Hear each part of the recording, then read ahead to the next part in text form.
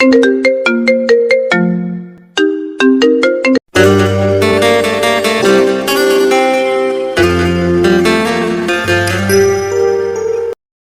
নতুন ভালোবাসার গল্প পেতে আমাদের চ্যানেলটি সাবস্ক্রাইব করে পাশে থাকা বেল আইকনে ক্লিক করুন। ধন্যবাদ। এই, তুই আমাকে বিয়ে করেছিস কেন? আজ বাসর রাত, তবু একটা পাপ্পিও দাস না। মুখ অন্যদিকে ঘুরিয়ে রেখেছিস। কোথায় ভেবেছিলাম পর এই করবে সেই করবে, শাকচুন্নি বান্ধবীদের কথার সাথে কোনো মিল দেখছি না। বাসর রাতে নতুন বউয়ের মুখে তুই নামক ডাকটা শুনে খানিকটা অবাক হলাম। কি হলো? কিছু বলছিস না কেন? বিয়ে কেন করেছিস? কিছু করবি না? না করলে ফল কাটার ছুরি গলায় চালিয়ে দেব। এই এই, তুই ভয় পাচ্ছিস কেন? ছুরি তো চালাবো আমার গলায়, আর ফাঁসি হবে তোর। সরি, তুই করে বলে ফেললাম। আচ্ছা বাদ দেন ওইসব, তাকান আমার দিকে। আমার বুকের ঠিক বাম পাশটায় একটা তিল আছে। বুকের বাম পাশে তিল থাকলে নাকি বর অনেক রোমান্টিক হয়। পিচ্চি বউয়ের মুখে এসব কথা শুনে বিস্ময় দৃষ্টিতে তাকিয়ে বলতে লাগলাম, মানে কি বলছেন এসব? এসব কি বলতে হয়? চুপচাপ ঘুমান, নইলে নিচে শুতে হবে। বয়স 15 হবে কিনা সন্দেহ আছে। কথা বলে কি এক একটা। হায় আল্লাহ, কি বলেন আপনি? আপনি না আমার স্বামী। ভাবি বলেছে স্বামীর কাছে সব বলতে হয়। আচ্ছা, আরো কোথায় কি আছে বলবো? জানেন, আমার না নাভির কাছে। আল্লাহ আমাকে বাঁচাও, মেয়েটা তো দেখছি আমাকে পাগল বানিয়ে ছাড়বে। এই পিচ্চি, চুপ করবে তুমি? শুনেছি বাসর রাতে নাকি এই হয় সেই হয় স্বামী স্ত্রীর মাঝে। আপনি তো দেখছি কিছুই করছেন না। একটা কিসও করতে পারে, ছাই রোমান্টিক আপনি। আচ্ছা, জড়িয়ে নিতে তো পারে, তা না করে মাঝখানে কোলবালিশ দিয়ে রাখছেন। কার কাছে শুনছো? কেন, ভাবির কাছে। আর কি শুনছো? ভাবি বলেছে স্বামী যেমন যেমন করতে বলে তেমনি করতে। ও আচ্ছা, খুব ভালো তোমার ভাবিটা। এখন তুমি ঘুমিয়ে যাও।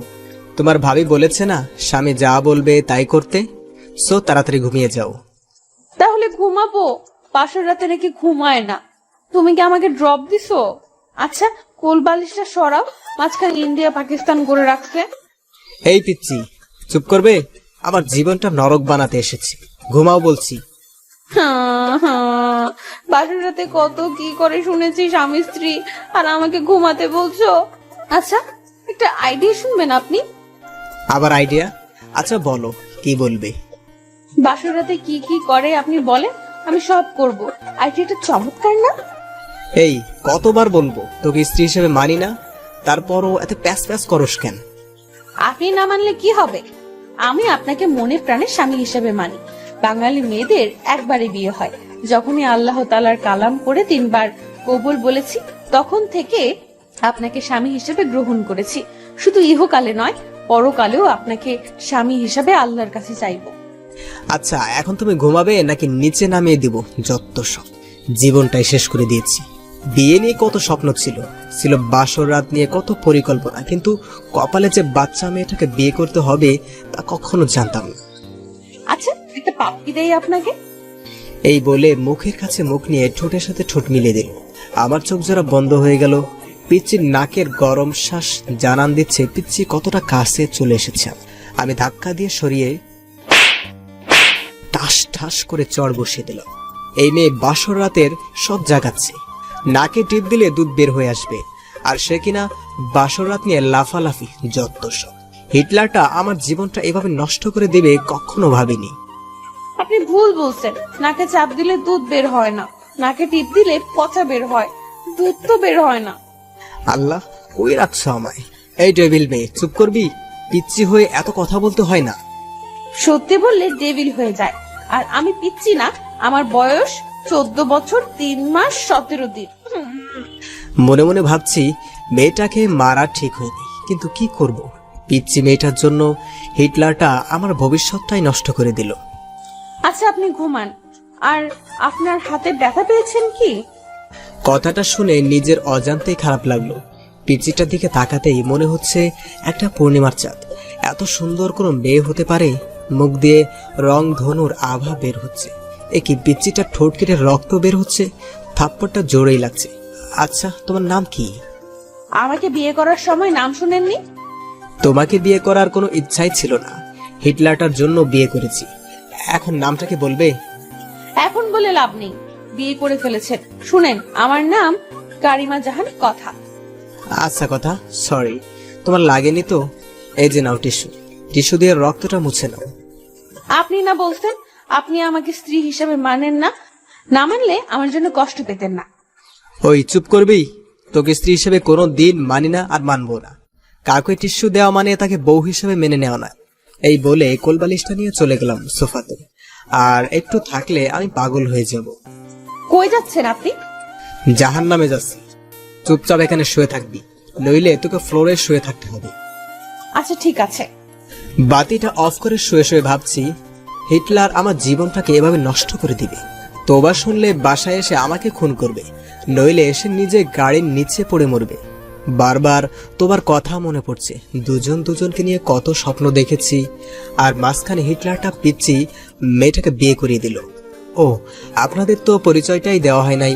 আমি সাইফুল ইসলাম পারভেজ, অনার্স কমপ্লিট করে বাবার মানে হিটলারের হোটেলে খাচ্ছি। হঠাৎ রুমের বাতি কে যেন জ্বালিয়ে দিল। এই পিচ্ছি, কি করো? কেন, দেখতে পাচ্ছেন না আপনি? কাপড় কেন খুলছো? আমি কাপড় পরে ঘুমাতে পারি না। যত সব। এই কাপড় পরো। আর যদি কাপড় খুলতে দেখছি কি যে করব। হ্যাঁ, আপনি না বললেন ঘুমাতে? এত ভারী ভারী কাপড় পরে কেউ ঘুমায়? কেউ যদিও বা না ঘুমাই, তুই ঘুমাবি। ঘুমা বলছি। বাবা, আমার স্বামী আমাকে কাপড় খুলতে দেয় না। কথাটা বলতেই মুখটা চেপে ধরলাম। এই, তোমার কি হয়েছে? এসব কি বাবাকে বলতে হয়? তো কি করব, কাপড় পরে ঘুমাতে পারি না, তাই বাবাকে ডাক দিচ্ছি। বাবা বলেছে যদি কোনো সমস্যা হয় বাবাকে বলতে। আচ্ছা, তাহলে কাপড় খুলেই ঘুমাও। কথাটা বলতে দেরি হয়েছে, মেয়েটা কাপড় খুলতে দেরি হচ্ছে না। বুঝিয়ে সুঝিয়ে কোনোরকম কাপড়টা গায়ে রাখতে বলে ঘুমিয়ে পড়লাম। সকালবেলা নুসরাত দরজা ধাক্কাচ্ছে আর ভাবি ভাবি করছে। নুসরাতের ডাকে ঘুম ভাঙতে চেয়ে দেখি সকাল হয়ে গেছে। তাই তাড়াহুড়ো করে বালিশটা নিয়ে বিছানায় রাখতেই দেখি কাঁথার কাপড় নিচে পড়ে আছে। আল্লাহ, এ কেমন বউ কপালে জুটালে, শাড়ি পরে ঘুমাতে পারে না। এই উঠো। কি হয়েছে? ওই, আমি তোর মা না। এই বলে জোরে ধাক্কা দিতেই কথার ঘুম ভেঙে যায়। কি হয়েছে? কাপড় পরে নাও। এখন আবার বলো না আমি কাপড় পরতে পারি না। হ্যাঁ, আমি সত্যি কাপড় পরতে পারি না। হ্যাঁ, আপনি পরিয়ে দেন। আমি পরাতে পারি না। বড় বড় কথা বলতে তো পারো, আমি ছোট না। কাপড়টাই পরতে পারো না। আর হ্যাঁ, কাপড় পরাতে পারলেও আমি তোমাকে কাপড় পরিয়ে দেব না, নিজে পরে নাও। বাবা, ও বাবা, আপনার ছেলে আমাকে শাড়ি পরিয়ে দেয় না। সাথীর মুখে সুইসাইডের কথা শুনে থমকে গেলাম। মনে হচ্ছে কেউ যেন আমার বুক থেকে কলিজাটা বের করে নিচ্ছে। কি বলবো কিছু ভাবতে পারছি না। সাথীকে বললাম কিভাবে কথার সাথে বিয়ে হয়েছে আমার। সাথীকে বললাম ওই মেয়েকে কাবিনের 6 লক্ষ টাকা দিয়ে আগামী 6 মাসের মাঝেই ডিভোর্স দিয়ে দেব বলেই সাথীকে একটা পাপ্পি দিয়ে ফোনটা রেখে দিলাম। পিছন দিকে তাকাতেই দেখি পিচ্চিটা আমার পিছনে দাঁড়ানো, চোখ থেকে অশ্রু গাল গড়িয়ে পড়ছে। আমি ফিরে তাকাতেই দৌড়ে রুমে গিয়ে দরজা লক করে দিল। যাবার আগে বলে গেল সে এ জীবন রাখবে না। আমি যাওয়ার আগে দরজা লক করে দিল পিচ্চিটা। খুব ভয় হচ্ছে। দরজার কাছে গিয়ে বললাম, প্লিজ আমার পিচ্চি বউ দরজা খোলো। আর অমন কথা বলবো না, খুব কষ্ট হচ্ছে না। মনে মনে ভাবলাম মা বাবাকে ডাক দেই, পিচ্চিটা যদি কিছু করে ফেলে। যখনই মাকে ডাক দেব তখনই পিচ্চিটা দরজা খুলে বলল, কি বললা? আমি তোমার পিচ্ছি বউ? তুমি কি করে ভাবলে আমি সুইসাইড করবো? আর ওই শাকচুন্নিটা তোমার সাথে ঘর করবে? আমি তোমায় ছাড়ছি না, তবে আমি সব শ্বশুরকে বলে দিব। কি বলবে শুনি? বলবো তুমি এক শাকচুন্নিকে বলছো যে তুমি তাকে বিয়ে করবে আমাকে ডিভোর্স দিয়ে। আর না, মজা করছি। আমার বউটা কত কিউট। হ্যাঁ, মিথ্যা গুছিয়ে বলতে হয়। আমাকে ঢপ দিচ্ছ, আমি বাবাকে ঠিকই বলে দিব। প্লিজ কথা বলো না। বলবো না, তবে একটা শর্ত আছে। কিসের সত্য? আমাকে 5 মিনিট কিস করতে হবে। হোয়াট? কিস? না, লিপ কিস। সম্ভব না, প্লিজ পাগলামি করো না। কি করবা? আমি না তোমার বউ? বাসর রাতে কিছু করছো? না বিড়াল মারছো, না অন্য কিছু? একটা বিড়াল ধরে মারলে কি এমন হতো? ভাবি তো বলে দিল ঠিক মতো বিড়াল মারতে, এখন আবার লিপ কিছু করতে চাচ্ছ না। আমি ছোট বলে ঠকাচ্ছ। আমি বাবাকে সব বলে দিব, বলবো যে তুমি। আচ্ছা বলছি, বাবা, ও বাবা। কথাটা বলার আগেই অনিচ্ছা সত্ত্বেও নিজেকে বাঁচাতে পিচ্চিটা ঠোঁটের সাথে ঠোঁট মিলিয়ে দিলাম। চোখ জোড়া বন্ধ হয়ে আছে। পিচ্চিটা শক্ত করে জড়িয়ে ধরে আমায় আছে। আমি ছাড়াতে চেয়েও ছাড়াতে পারছি না। হঠাৎ দরজার বাহির থেকে জান্নাত ডাকছে। জান্নাত দরজা ধাক্কা মেরে খোলার সাথে সাথেই কথাকে নিজের কাছে থেকে ছাড়িয়ে নিলাম। জান্নাত বলল যে, বাবা আপনাকে আজ অফিসে যেতে বলেছে। জান্নাতকে বললাম, বাবাকে বল আমি অফিস যাচ্ছি। বাসা থেকে বের হয়েই স্বস্তির নিঃশ্বাস নিলাম। পিচ্চিটার হাত থেকে বাঁচলাম। গাড়িতে থাকা অবস্থায় একটা মেসেজ আসলো। মেসেজে লেখা ইমোতে আসলো। ইমোতে গিয়ে দেখি সাথে হাত কেটে পিক দিয়েছে। সাথে সাথে ফোন দিলাম। কতক্ষণ রিং হওয়ার পর ফোন ধরলো সাথী। এই পাগলি, এমনটা কেউ করে? আমি যে তোমাকে ছাড়া বাঁচবো না। কি করব?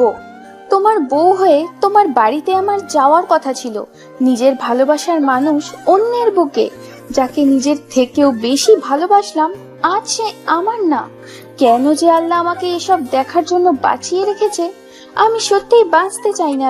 যে জীবনে তোমাকে পাবো না, সে জীবন রেখে লাভ কি বলো? প্লিজ থামবে তুমি? আমার যে আর সহ্য হচ্ছে না। তুমি আজ বিকেলে প্লিজ আমার সাথে পার্কে দেখা করো। আচ্ছা, 4টায় দেখা করব। এদিকে অফিস শেষ করে 4টায় পার্কের দিকে রওনা দিলাম। পার্কে গিয়ে দেখি সাথী নীল শাড়ি পরে বসে আছে। সাথীর পাশে গিয়ে বসলাম। বাতাসে সাথীর চুল থেকে মাতাল হাওয়া আসছে। আমার বসা দেখে সাথী আমার দিকে চেয়ে কেঁদেই দিল। সাথীর চোখ থেকে টুপটুপ করে পানি পড়ছে। মনে হচ্ছে আমার হৃৎপিণ্ডে রক্তক্ষরণ হচ্ছে। সাথীর কাজল কালো চোখ জোড়া চোখের পানিতে লিপটে যাচ্ছে। চোখগুলি ফুলে গিয়েছে। হাতের দিকে তাকাতে এই কলিজাটা কেঁপে উঠল। সাথীর হাতে ব্যান্ডেজ বুঝতে বাকি রইল না যে এটা সাথীর পাগলামি। চোখ দিয়ে অনবরত পানি আসছে। কিভাবে ভুলবো 3 বছরের ভালোবাসা? এই, তুমি কাঁদছো কেন? তুমি না আমার প্রাণ। আর কত কষ্ট দেবে জানো? যখন শুনেছি তোমার বিয়ে হয়ে গেছে, মনে হচ্ছে প্রাণটা কেউ বের করে নিচ্ছে। কত স্বপ্ন দেখেছিলাম তোমাকে নিয়ে, সব আজ শেষ। আমায় একটু বুকে নিবে? সাথীর বলতে দেরি হয়েছে। পাগলিটাকে শক্ত করে জড়িয়ে নিতে দেরি হয়নি। বুকটা কেমন যেন ভেজা ভেজা লাগছে। পাগলিটার চোখের পানিতে গায়ের শার্টটা ভিজে যাচ্ছে। পাগলিটা এমন ভাবে জড়িয়ে ধরে আছে, মনে হচ্ছে ছোট্ট বাচ্চা ভয় পেলে যেভাবে আঁকড়ে ধরে থাকে সেভাবে জড়িয়ে আছে আমায়। এভাবে কিছুক্ষণ জড়িয়ে ধরে থাকার পর বললাম, কি হলো? আর কতক্ষণ জড়িয়ে ধরে থাকবে আমায়? সবাই ফ্যাল ফ্যাল করে তাকিয়ে আছে আমাদের দিকে। কি করব? তোমার বুকটাতেই যে আমার ঠাই। জানো রাজ, প্রতি রাতে স্বপ্ন দেখতাম তোমায় নিয়ে, কতটা ভালোবাসতাম তোমায়। কিন্তু আজ তুমি অনেক কাছের থেকেও অনেক দূরে। আমার কপালে একটা চুমু দিবে? খুব কাছে পেতে ইচ্ছে করছে তোমায়, দাও না। আবারও বুকে টেনে নিয়ে কপালে আলতো করে ভালোবাসার স্পর্শ রেখে দিলাম। আচ্ছা পারভেজ, তুমি না বলেছো ওই মেয়েকে ডিভোর্স দেবে? হ্যাঁ। তাহলে আমার মাথা ছুঁয়ে কসম করো ওকে ডিভোর্স দেবে। যদি ডিভোর্স না দাও তাহলে আমার মরা মুখ দেখবে। সাথীর কথাটা যেন কলিজায় গিয়ে বিঁধল। নিজের অজান্তে সাথীর মাথায় হাত রেখে ওয়াদা করলাম কথাকে ডিভোর্স দিব। কথাটা বলার সময় পিচ্ছির মুখটা বারবার চোখের সামনে ভেসে উঠছিল। এদিকে সাথীকে ওর বাসায় পৌঁছে দিয়ে ফোনটা বের করে দেখি 73টা মিস কল। ফোন সাইলেন্ট ছিল, তাই বুঝতে পারিনি। এদিকে সন্ধ্যায় বাসায় এসে দেখি কথা কোথাও নেই। মা বলল ফ্রেশ হতে আসছে। ফ্রেশ হওয়ার জন্য যখনই বাথরুমের দরজা ধাক্কা দিয়েছি তখনই এক চিৎকার। কথার চিৎকারে কথার দিকে তাকাতেই দেখি পিচ্চিটা শাওয়ার নিচ্ছে, শরীরে কাপড় নেই। এক দৌড়ে বাথরুম থেকে বের হয়ে সোজা রুমে গিয়ে বসে আছে। কিছুক্ষণ পর দেখি পিচ্চিটা ভেজা চুলে আয়নার সামনে গিয়ে বসলো। শাড়িটা অন্যরকম শরীরে পেঁচিয়েছে। আমার শরীরটা রাগে ফাটতেছে। বাথরুমের ঘটনার কথা মনে করে তাই গিয়ে জিজ্ঞেস করলাম, ওই পিচ্চি মেয়ে, বাথরুমে শাওয়ার নিলে দরজা লক করে নিতে হয় না? নিতে হয় তো। আমি তো জান্নাতকে বলে দিয়েছি আমি দরজা বন্ধ করে শাওয়ার নিতে পারি না, ভয় হয়। আর ওকে পাহারা দিতে বলেছি যেন কেউ না আসে। মনে মনে বলছি, এই জন্য তো ডেভিল বোনটা ওয়াশরুমে যেতে দেখে মুসকে মুসকে আসলো। এদিকে পিচ্চিটার দিকে চেয়ে দেখি পিচ্চিটার চোখে কাজল দিতে গিয়ে চোখের নিচে লেপটে ফেলেছে। যতটা না রাগ হচ্ছে তার চেয়ে বেশি হাসিই পাচ্ছে। এই গোমরা মুখ, হাসো কেন? আমি কি করব? কখনো কোনোদিন সাজিনি, কিন্তু তুমি আমাকে আদর করো না, ভালোবাসো না, তাই আমার লক্ষ্মী ননদিনীটা আমাকে এভাবে সাজতে বলেছে। কিন্তু আমি তো কাজল দিতে পারি না। দিয়ে দাও না, সেদিনের মতো শাড়ি পরিয়ে দাও না। পিচ্চিটার কথা শুনে খুব রাগ হচ্ছে। বাবা যে কি দেখে পিচ্চিটাকে আমার ঘাড়ে চাপিয়েছে। এই পিচ্চি, আরেকবার শাড়ি এবং কাজল দিয়ে দেওয়ার কথা বললে ঘর থেকে বের করে দেবে। পিচ্চিটা কথাটা শুনে কান্না করে দিল।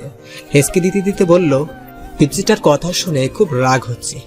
বাবা যে কি দেখে পিচ্চিটাকে আমার ঘাড়ে চাপিয়েছে।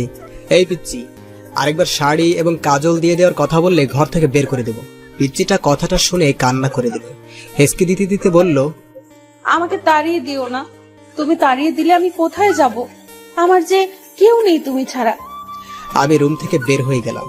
মা খাবার বেড়ে দিলে যখনই খাবার মুখে দিব তখনই বলল, ফারবাজ বাবা কথা মাথা খায়নি, কথা বলছিল তুই আসলে খাবে।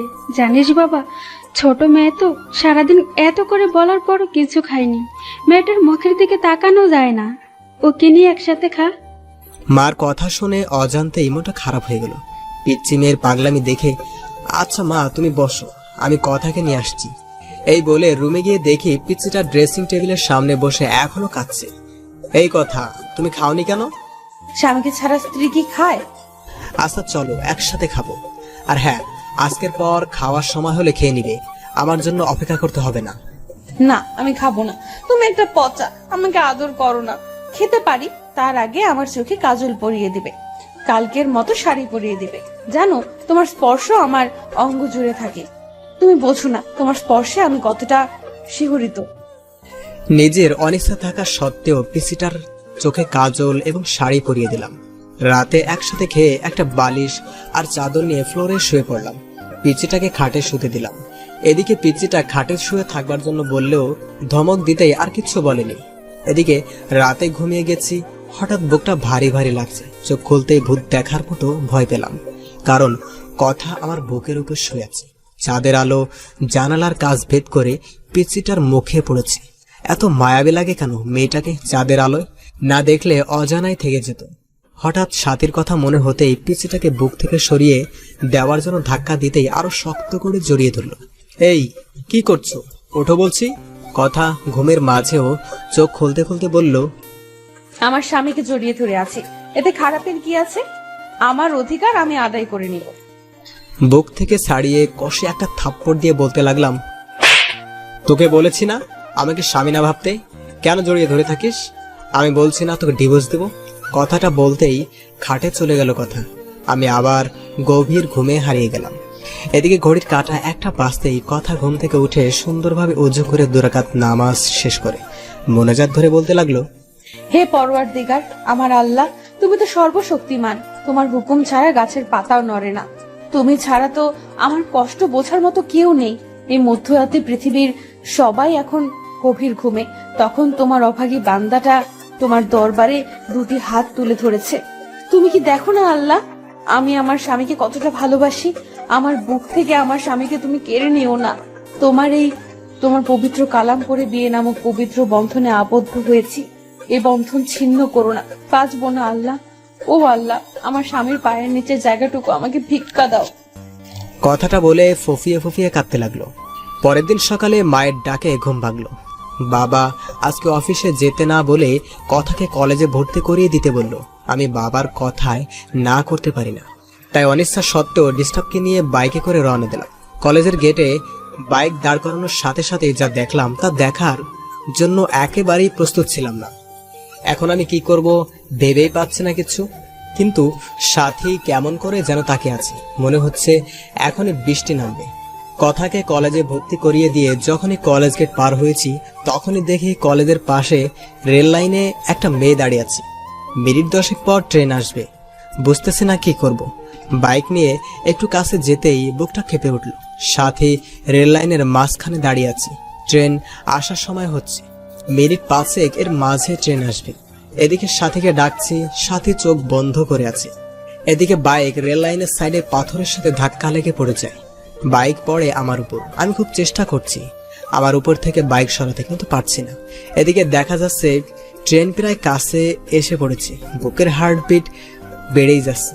সাথীকে গলা চেঁচিয়ে ডাকছি, তারপরও সাথী শুনছে না। না, এই দৃশ্য আমি সহ্য করতে পারবো না। মনে মনে আল্লাহ তাআলার কাছে সাহায্য চাচ্ছি। চোখ দিয়ে নীরবেই অশ্রু ঝরছে, হাঁটু কেটে রক্ত বের হচ্ছে, বুকটা ফেটে যাচ্ছে। পাগলের মতো আল্লাহকে ডাকছি আর বাইক সরাতে চেষ্টা করছি। মনে মনে বলছি, হে আল্লাহ, আমাকে শক্তি দাও বাইক সরানোর। আমার হৃদয়টা রেল লাইনের মাঝে। হে পরম করুণাময়, রহম করো তোমার বান্দাকে। আর বাইক সরানোর জন্য চেষ্টা করছি। এদিকে আল্লাহর নাম নিয়ে বাইক ধাক্কা দিতেই বাইক সরে যায়। এদিকে ট্রেন প্রায় কাছে এসে পড়েছে। দৌড়ে গিয়ে সাথীকে রাস্তা থেকে সরিয়ে বুকে জড়িয়ে নিলাম। সাথী কাঁদছে, এখনো হাঁটু থেকে রক্ত বের হচ্ছে। সাথী কান্না করে করেই আমার শার্ট ভিজিয়ে দিচ্ছে। এদিকে সাথীকে বুক থেকে ছাড়িয়ে কষে একটা থাপ্পড় দিয়ে বললাম, এই পাগলি, কেন এমন পাগলামি করছো? জানো না তোমাকে ছাড়া আমি নিজেকে ভাবতে পারি না? কেন মরতে যাচ্ছিলে? আমি তো সেই কবেই মারা গিয়েছি তখনই, যখন শুনেছি আমার ভালোবাসার মানুষ অন্য মেয়েকে বিয়ে করেছে।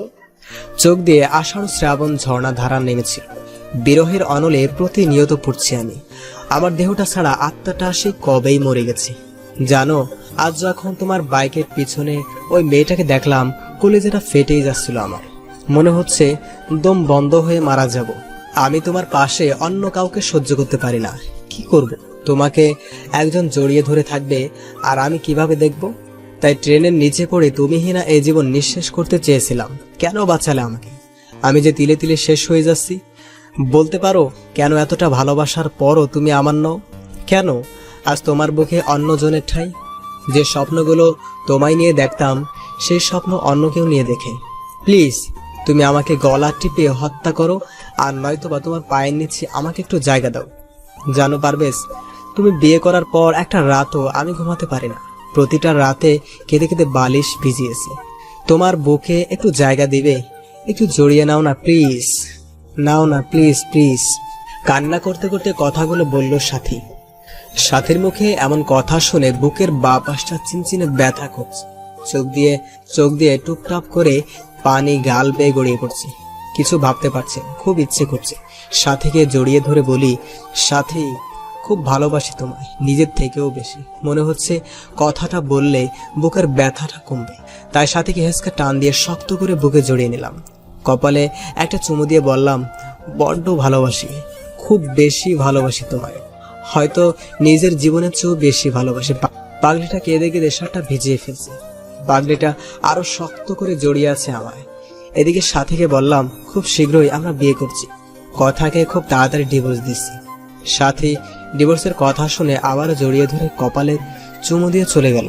এদিকে ফোনের দিকে তাকিয়ে দেখি 2টা বেজে গেছে। তার মানে 30 মিনিট আগে কলেজ ছুটি হয়ে গেছে। তাড়াতাড়ি বাইক স্টার্ট দিয়ে কলেজের সামনে যেতেই অবাক হয়ে গেলাম। অনেকগুলো মেয়ে জমা হয়ে আছে। কাছে গিয়ে দেখি কথা ছোট বাচ্চার মতো কাছে। কয়েকটা মেয়ে বোঝাচ্ছে। আমি কাছে যেতেই দৌড়ে এসে জড়িয়ে ধরে কাঁদতে কাঁদতে বলল, আমি আর কলেজে আসবো না। তুমি আমায় ভালোবাসো না। কখন কলেজ ছুটি হয়েছে? ছেলেরা কিরকম ভাবে আমার দিকে তাকায়, আমার ভয় লাগে না? সবাইকে বলে দিচ্ছি, আমার দিকে তাকালে চোখ তুলে ফেলবে আমার বর। ঠিক বলেছি তো?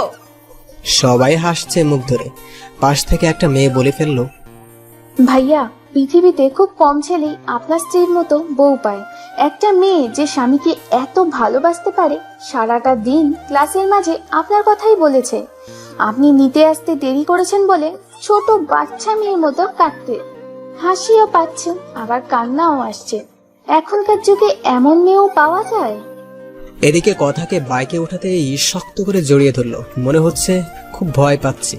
কথাকে বাসায় নিয়ে আসার পর মাকে কান্না করে করে সব বলল। রাগে আমার শরীর ঘ্যান ঘ্যান করছে। দুপুরে খেয়ে বন্ধুদের সাথে আড্ডা দিতে চলে গেলাম। রাত 9টার সময় ফোন বের করে দেখি বাবা 5 বার ফোন দিয়েছে। অন্যদিকে কথার নাম্বার থেকে 100+ ফোন এসেছে। তাড়াহুড়ো করে বাসায় গিয়ে দেখি বাবা দরজায় দাঁড়িয়ে আছে। বাবার সামনে যেতেই বলল, ঘরে নতুন বউ রেখে বাইরে কোন ছেলে থাকে? কিছু না বলে রুমে গিয়ে শুয়ে পড়লাম। কিছুক্ষণ পর দেখি কথা আমাকে ডাকছে। এই, ডাকতেছো কেন? কি হয়েছে? তুমি খাবে না? বাবা খুব বকা দিয়েছে তাই না? এই নাও, হা করো, আমি খাইয়ে দিই। কথাটা বলে মুখের কাছে খাবার তুলে দিতেই একটা থাপ্পড় বসিয়ে দিলাম। খাবারের প্লেটটা ফ্লোরে পড়ে যায়। তুই কি চাস? আমার জীবনটা তো নরক বানিয়ে দিয়েছিস। আমার বুক থেকে আমার ভালোবাসার মানুষটাকে সরিয়েছিস। এখন আমার বাবার কাছ থেকে আমাকে দূরে সরিয়ে আমার সমস্ত সম্পদ তোর করার প্ল্যান করেছিস না? আমাকে তুই এই মাসে ডিভোর্স দিবি, আমি তোকে এই মাসে ডিভোর্স দিব। তোমার সাথে খাবো বলে খাইনি, ক্ষমা করে দিও। এতিম তো, এতিমখানায় বড় হয়েছি, তাই বাবা মার আদর পাইনি। তোমার মা বাবাকে নিজের মা বাবা করে নিয়েছিলাম, শুধু ভালোবাসা চেয়েছিলাম। এতিম হয়ে জন্ম নিলেও সম্পদের প্রতি কোনো মোহ নেই। কথা থেকে চেয়ে দেখে কাঁদছে, চোখগুলি লাল হয়ে গেছে। ন্যাকা কান্না দেখে শরীরটা রাগে ফেটে যাচ্ছে। দুই নয়নে দেখতে মন চাচ্ছে না কথাকে। এই এতিম মেয়েটার জন্যই আজ সাথে মরতে বসেছিল। এই, তুই এখানে কাঁদবি না প্লিজ। তোর অলক্ষণের চেহারা নিয়ে আমার সামনে থেকে দূর হ প্লিজ। কথাটা বলেই শুয়ে পড়লাম। এদিকে কথা সুন্দর করে উজু করে শ্বশুরের দেওয়া কোরআনটা পড়েই নামাজে দাঁড়িয়ে গেল। নামাজ শেষ করলো কে দেখে দে। নামাজ শেষ করে আজকেও মোনাজাত ধরে আল্লাহর কাছে অনেকক্ষণ কাঁদলো।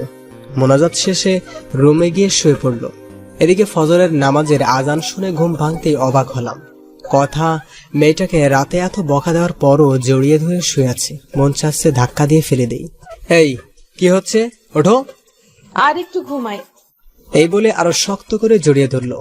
এখন ধৈর্যের বাঁধ ভেঙে যাচ্ছে। জোরে ধাক্কা দিয়ে বিছানা থেকে ফেলে দিলাম। আহ করে চিল্লানি দিয়ে উঠলো। আমি বিছানা থেকে উঠে ফ্রেশ হয়ে এসে দেখি কথা খুঁড়িয়ে হাঁটছে। কথা মা, তোমার কি হয়েছে? খুঁড়িয়ে হাঁটছো কেন? মা রাতে ঘুম থেকে উঠে পাঁজরে ব্যথা পাইছি। কথাটা বলে করুণ ভাবে আমার দিকে তাকালো। নিজেকে অপরাধী মনে হচ্ছে। পরের দিন বাবা আমাকে আর কথাকে হানিমুনে পাঠিয়ে দিল। আমি সাথীকে বলে সব রেডি করে রেখেছি। আমাদের সাথেও কক্সবাজারে যাবে। সবাই জানবে আমি হানিমুন করতে যাচ্ছি কথার সাথে। কিন্তু না, আমি হানিমুন করব সাথীর সাথে। সাথীকে এসব বলে ফোন রাখতেই পিছন দিকে তাকাতেই দেখি কথা সিলিং ফ্যানের সাথে ঝুলছে। এমন একটি ওড়না গলায় পড়েছে, বুকের ভিতর কেমন ধরে চিনচিনে ব্যথা করতে লাগলো। দৌড়ে গিয়ে কথাকে একটা থাপ্পড় দিলাম। কি করছো এসব? আমি ছোট বলে, এতিম বলে কারো ভালোবাসা পাবো না। বিয়ের পর সকল নারী তার স্বামীর অধিকার চায়, আর আপনি বিয়ের পর একটি রাত আপনার বুকে পর্যন্ত ঘুমাতে দেননি। কতটা স্বপ্ন দেখেছিলাম তোমায় নিয়ে, কিন্তু তুমি আমায় রেখে অন্য মেয়ের সাথে অবৈধ সম্পর্ক করতে চাচ্ছ। প্লিজ বোঝার চেষ্টা করো। এখন এসব বলার সময় নয়, চলো, দেরি হয়ে যাচ্ছে, গাড়ি মিস করবো আবার। কথা আর কিচ্ছু বললো না। এদিকে কথার এসব কাণ্ড কারখানা সব সাথীকে বললাম। সাথী বলল কোনো চিন্তা না করতে। আমাদের সাথে একই গাড়িতে সাথী গেল কক্সবাজার। রাতের বেলা রুমে শুয়ে আছি, হঠাৎ সাথীর ফোন ধরতেই বলল পাশের রুমে এসো। এদিকে পাশের রুমে যেতেই সাথী 7 আপের সাথে কি যেন মিশিয়ে খেতে বলল। আমি কিছু না মনে করে খেলাম। সাথীকে খুব কাছে পেতে ইচ্ছা করছে। নিজের অজান্তেই সাথীকে জড়িয়ে ধরে ফেললাম। সাথীও রেসপন্স করলো। আমি আস্তে আস্তে সাথীর লিপের সাথে আমার লিপ জোড়া মেলানোর আগে সাথীর ফোনটা ক্রিং ক্রিং করে বাজতে লাগলো। ফোনটা ধরেই সাথী উঠে ওয়াশরুমে চলে গেল। এদিকে কিছুক্ষণ পর এসে বলল, বাবু আমি অসুস্থ, কাল যা মন চাই তাই করো। এই বলে আমাদের রুমে দিয়ে গেল। কথাকে বলল সে আমাদের কলেজ ফ্রেন্ড। কথা কখনো সাথীকে দেখেনি। এদিকে রুমে গিয়ে বিছানায় শুয়ে পড়লাম। এখন আমার শরীর আর চোখ দিয়ে উত্তাপ বের হচ্ছে। কথা আজ খুব সুন্দর করে সেজেছে। নীল শাড়ির সাথে ম্যাচিং ব্লাউজ, সাথে নীল রঙের চুড়িতে কি অপরূপটাই লাগছে। কথার চোখে কাজল দেওয়াতে আরো মায়াবী লাগছে। কথা এসে খাটে বসতেই টান দিয়ে বুকে জড়িয়ে নিলাম। ঘটনায় আকস্মিক ব্যবহারে কথা কিছুটা বিব্রত হলো। আপনাকে একটা কথা বলবো। বলো, কি বলবে? আপনার কাছে একটা জিনিস চাইবো, দিবেন তো আমাকে? আচ্ছা বলো, দেওয়ার মতো হলে দিব। টাকা লাগবে কি? না, আমি টাকা চাই না, আমার তো তোমাকে চাই। মনে মনে বললাম। কি বললে? না কিছু না। শুনো, তুমি কি আমাকে একটা কিউট মেয়ের মা বানাবে, যার নাম হবে তোমার নাম অনুসারে রাইসা? লজ্জা ভরা মুখে কথাটা বলে মাথা নিচু করে ফেললো। ইস, বাবুর মা হবার কথা বলে কি রকম লজ্জা পেয়েছে। লজ্জা পাবোই তো। আমি কথার কানের কাছে মুখ নিয়ে বললাম, কাছে আসো, তোমাকে রাইসার মা বানাচ্ছি। দুষ্টামের ছলে কথাটা বললাম। কথা ছোট বাচ্চার মতো আমার বুকে মুখ লুকালো। আমি কথার কপালে একটা চুমু দিয়ে আরো শক্ত করে জড়িয়ে ধরলাম। পিচ্চিটা তার ঠোঁট জোড়া আমার ঠোঁটের সাথে মিলিয়ে দিল। এরপর নারী পুরুষের সবচেয়ে ঘনিষ্ঠ কিছু মুহূর্ত পার করলাম। তারপর বুকে জড়িয়ে শুয়ে পড়লাম। সকালে ঘুম থেকে উঠে দেখি কথার কাপড় চোপড়ের কিছু ঠিক নেই। আমার শরীরের বিভিন্ন জায়গায় লিপস্টিকের দাগ। পিচিটা এখনো শক্ত করে জড়িয়ে ধরে আছে আমায়। রাতের কথা মনে হতে লাফ দিয়ে উঠলাম। এ কি করলাম আমি তো কথাকে ডিভোর্স দিব। তবে কেনই বা তার সতীত্ব হরণ করলাম? মাথায় কাজ করছে না। কথাকে আজ খুব খুশি খুশি লাগছে। বিয়ের পর কখনোই এতটা খুশি দেখিনি ওকে। তবে কেনই বা তার সতীত্ব হরণ করলাম? মাথায় কাজ করছে না। কথাকে আজ খুব খুশি খুশি লাগছে। বিয়ের পর কখনোই এতটা খুশি দেখিনি ওকে। সকাল সকাল ফোন দিয়ে সাথীকে সবকিছু বললাম। সাথী আমার কথা শুনে তেলে বেগুনে ফুলে উঠল। সাথীকে বললাম, সবকিছু তোমার জন্যই হয়েছে। তুমি যদি গত রাতে সেই মেডিসিন না খাওয়াতে তাহলে এমনটি আর হতো না। আচ্ছা বাদ দাও, কোনো চিন্তা করো না। কাল তোমাকে একটা পিল দেব, সেটা খাইয়ে দিও, তাহলেই হবে। তাহলে আর কোনো চিন্তা করতে হবে না। সাথীর কথা শুনে বেশ অবাক হলাম, কিন্তু সাথীকে ভালোবাসি, কথাও দিয়েছি সাথীকেই বিয়ে করব। তাই আর কোনো কিছু চিন্তা না করে রাজি হয়ে গেলাম। পরের দিন রাত্রে একটা পিল নিয়ে বললাম, খেয়ে নাও তো পিলটা। কিসের পিল এটা? আমি তো সুস্থ, আপনি কিসের পিল খেতে বলছেন আমাকে? তোমাকে মিথ্যা বলে লাভ নেই, ক্ষমা করে দিও। সেদিনের রাত্রে তোমার সাথে যা হয়েছে তার নিছক একটি দুর্ঘটনা মাত্র। আমি জানি তুমি যা হারিয়েছো তা পৃথিবীর বিনিময়ে ফিরিয়ে দিতে পারবো না। আমি ডিভোর্স পেপার রেডি করে রেখেছি। তাই আমি চাই না আমার সন্তান তুমি গর্ভে ধারণ করো। চিন্তা করো না, ডিভোর্সের সাথে তোমাকে 20 লাখ টাকার একটা চেক দিয়ে দিচ্ছি, সময় করে ব্যাংক থেকে তুলে নিবে। এদিকে আমার কথাটা শুনে আমার দুপা চাপটে ধরে বলতে লাগলো, প্লিজ, আপনি আমার গর্ভের সন্তান নষ্ট করতে বলবেন না। আপনার মন চায় আপনি আরো একটা বিয়ে করেন। আমি কখনো কোনো দিন স্বামীর অধিকার চাইবো না। আপনার বাড়িতে 2টা কাজের মেয়ে রাখছে, আমাকে নিয়ে না হয় 3টা হবে। প্লিজ, আমার সন্তানকে নষ্ট করে দিতে বলবেন না প্লিজ। আমি সারা জীবন আপনাদের বাসায় কাজের মেয়ে হয়ে থাকবো। কোনো পারিশ্রমিক দিতে হবে না, শুধু আমাকে ডিভোর্স দিয়েন না। আমার সন্তানটা যেন বলতে পারে আপনি তার বাবা। আমি চাই না আমার মতো আমার অনাগত সন্তানটা পিতৃহীন পরিচয়ে বড় হয়। প্লিজ, একটা এতিম কিভাবে ফিরিয়ে দিয়েন না। আপনার পায়ের নিচে একটু জায়গা দেন, নয়তো গলা টিপে মেরে ফেলেন। এই কি করছো? পা ছাড়ো। আমি পারবো না, আমার জীবনে সাথী ছাড়া কেউ নেই। এখন পিলটা খেয়ে নিবে। যদি না খাও মনে করব তুমি আমার বুকে পা রেখে তুমি গর্ভ ধারণ করবে। এখন তোমার ইচ্ছা। প্লিজ, এমন কসম দিও না। আমার কাছে যে তোমার স্থান সবার উপরে, পারবো না আমি তোমার বুকে মাথা রেখে এই সন্তানকে নিজের মাঝে বড় করতে। ক্ষমা করে দিও, এছাড়া আমার আর কোনো উপায় ছিল না। এই নাও পিল, আর এই নাও পানি, খেয়ে নিও। আচ্ছা দাও। এই বলে জন্ম নিয়ন্ত্রণ পিলটা হাতে নিয়ে নিল। চোখ থেকে টপ টপ করে পানি পড়তেছে, করুণ দৃষ্টিতে তাকিয়ে আছে। মনে মনে ভাবছে হয়তো আমি বলবো পিল খেতে হবে না কথা, কিন্তু না, আমি আর কোনো কথা বললাম না। কথা আমার দিকে তাকিয়ে থেকে বিষ যেমন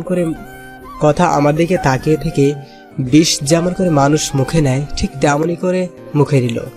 গ্লাস থেকে একটু পানি মুখে নিল। নিজের অজান্তেই মনে হচ্ছে খুব বড় কোনো পাপ করে ফেললাম। এদিকে বাবা ফোন করলো যে বাবা অসুস্থ, তাই বাড়ি ফিরে যেতে হবে। মনে মনে স্থির করে নিলাম বাড়িতে ফিরে ডিভোর্স পেপারের জন্য আবেদন করব। কথাকে নিয়ে বাসায় ফিরলাম। এদিকে সাথী বলল যে কথাকে আমাদের দুজনের মাঝ থেকে সরিয়ে ফেলবে। আমি অনেক বোঝানোর পর কথা বলল। সেদিন কক্সবাজারে মেয়েটা যা বলেছে সব শুনেছি। আর সবচেয়ে বড় কথা হলো, মেয়েটাকে তোমার বাবা অনেক স্নেহ করে। আমি তোমাদের বাড়ির রহিমের কাছ থেকে খবর পেয়েছি যে তোমার বাবা নাকি তোমার সম্পত্তি কথার নামে লিখে দেবে। তাই আমাদের ভবিষ্যতের জন্য কথাকে আমাদের পথ থেকে সরিয়ে দেবে। আমি তোমাকে না বলেই প্রফেশনাল কিলারের সাথে কন্ট্যাক্ট করেছি। না, এ হতে পারে না। আমাদের ভালোবাসার জন্য একটা নিষ্পাপ জীবনকে হত্যা করব? বাবু দেখো, আমি চাই না, কিন্তু তোমার বাবা কখনো কথা বেঁচে থাকতে আমাকে মেনে নেবে না। আর তোমাকে না পেলে আমি বাঁচবো না, সত্যিই মরে যাব। তুমি আমার নিঃশ্বাস, তুমি আমার প্রাণ। জানো, তুমি কথাকে বিয়ে করার পর একটি রাতও শান্তিতে ঘুমোতে পারিনি। এতটা ভালোবাসার পরও কেন আল্লাহ তোমার আর আমার মাঝে এত বড় দেওয়াল তুলে দিল? প্লিজ, তুমি আমাকে খুন করে ফেলো, নয়তো আমাকে তোমার বুকে টেনে নাও। তোমার বুকটাই যে আমার শেষ ঠিকানা। তোমার বুকেই আমি শেষ নিঃশ্বাস ত্যাগ করতে চাই। প্লিজ কান্না করো না। আমি সব সইতে পারি, কিন্তু তোমার কান্না সহ্য করতে পারি না। তোমাকে যে বড্ড ভালোবাসি, কিন্তু আমাদের ভালোবাসার জন্য একটা নিষ্পাপ জীবনকে কেমনে সরিয়ে ফেলি? আল্লাহ কি ক্ষমা করবে আমাদেরকে? জানি এটা অন্যায়, কিন্তু এছাড়া আমাদের কোনো উপায় নেই। কথাটা বলে হাতটা নিয়ে সাথীর গলা চেপে মেরে ফেলতে বলল।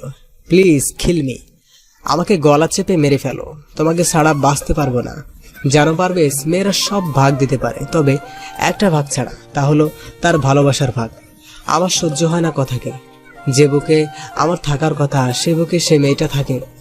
যে স্বপ্ন তোমাকে নিয়ে দেখেছি সে স্বপ্ন পূরণ করছে মেয়েটা।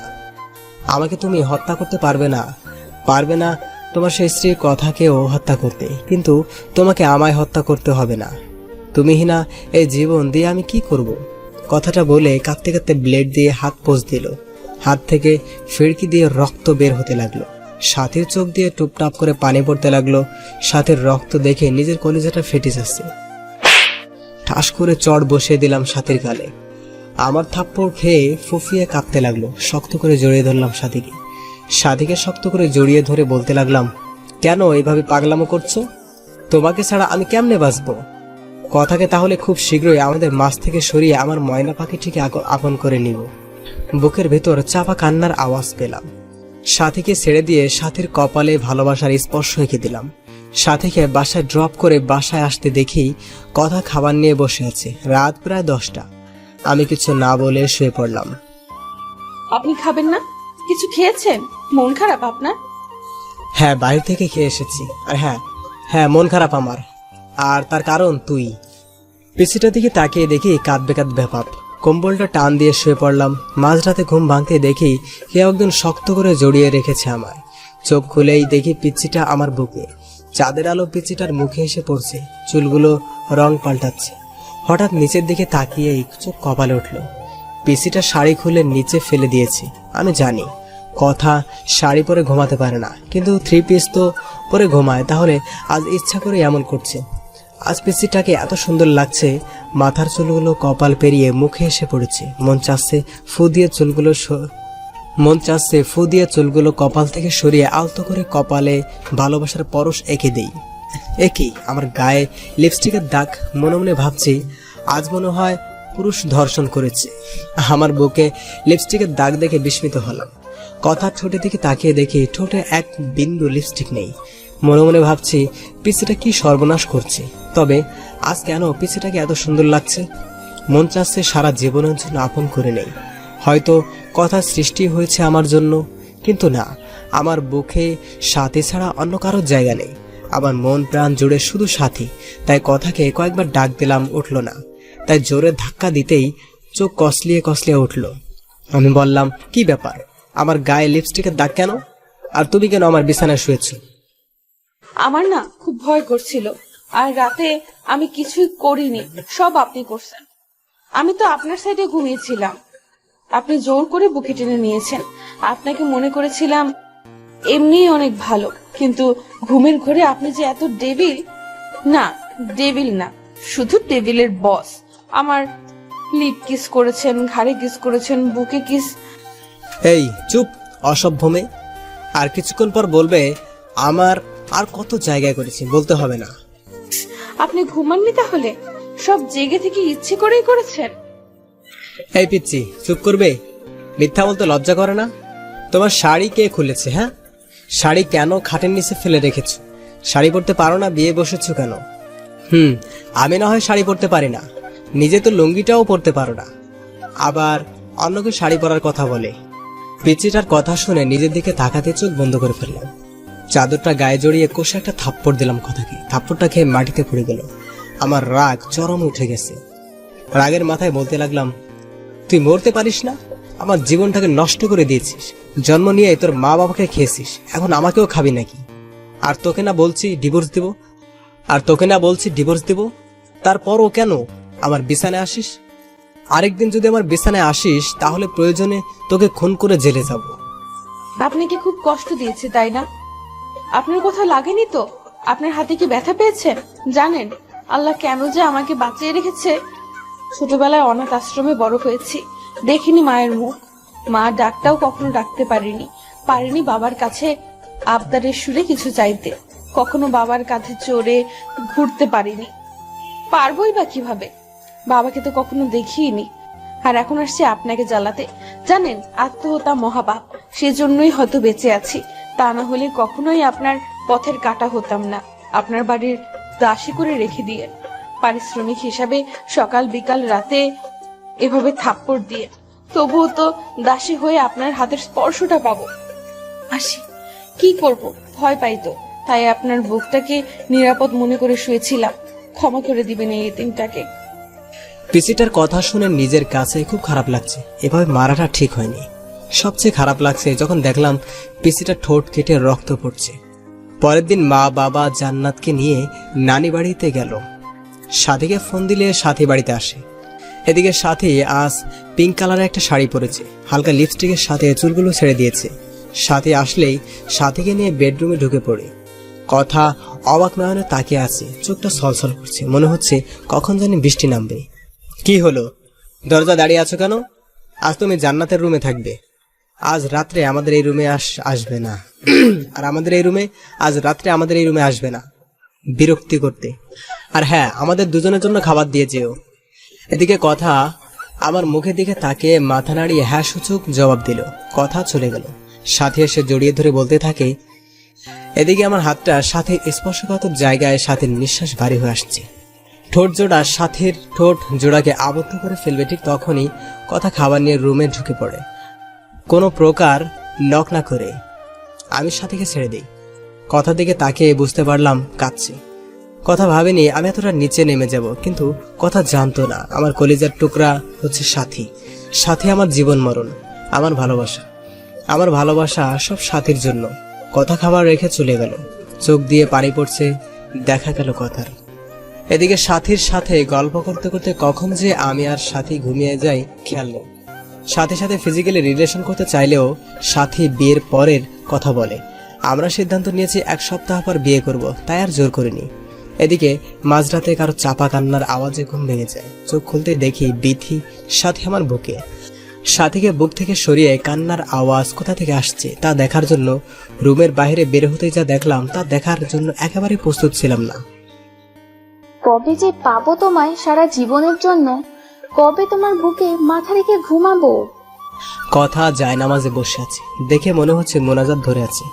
মাঝে মাঝে ফুফিয়ে কান্নার আওয়াজ আসছে রুম থেকে। আমি আর একটু কাছে যেতে শুনলাম কথা বলছে, হে আল্লাহ, আমার পরম করুণাময় আল্লাহ তাআলা, তোমার দরবারে 2টি হাত তুলে ধরেছি।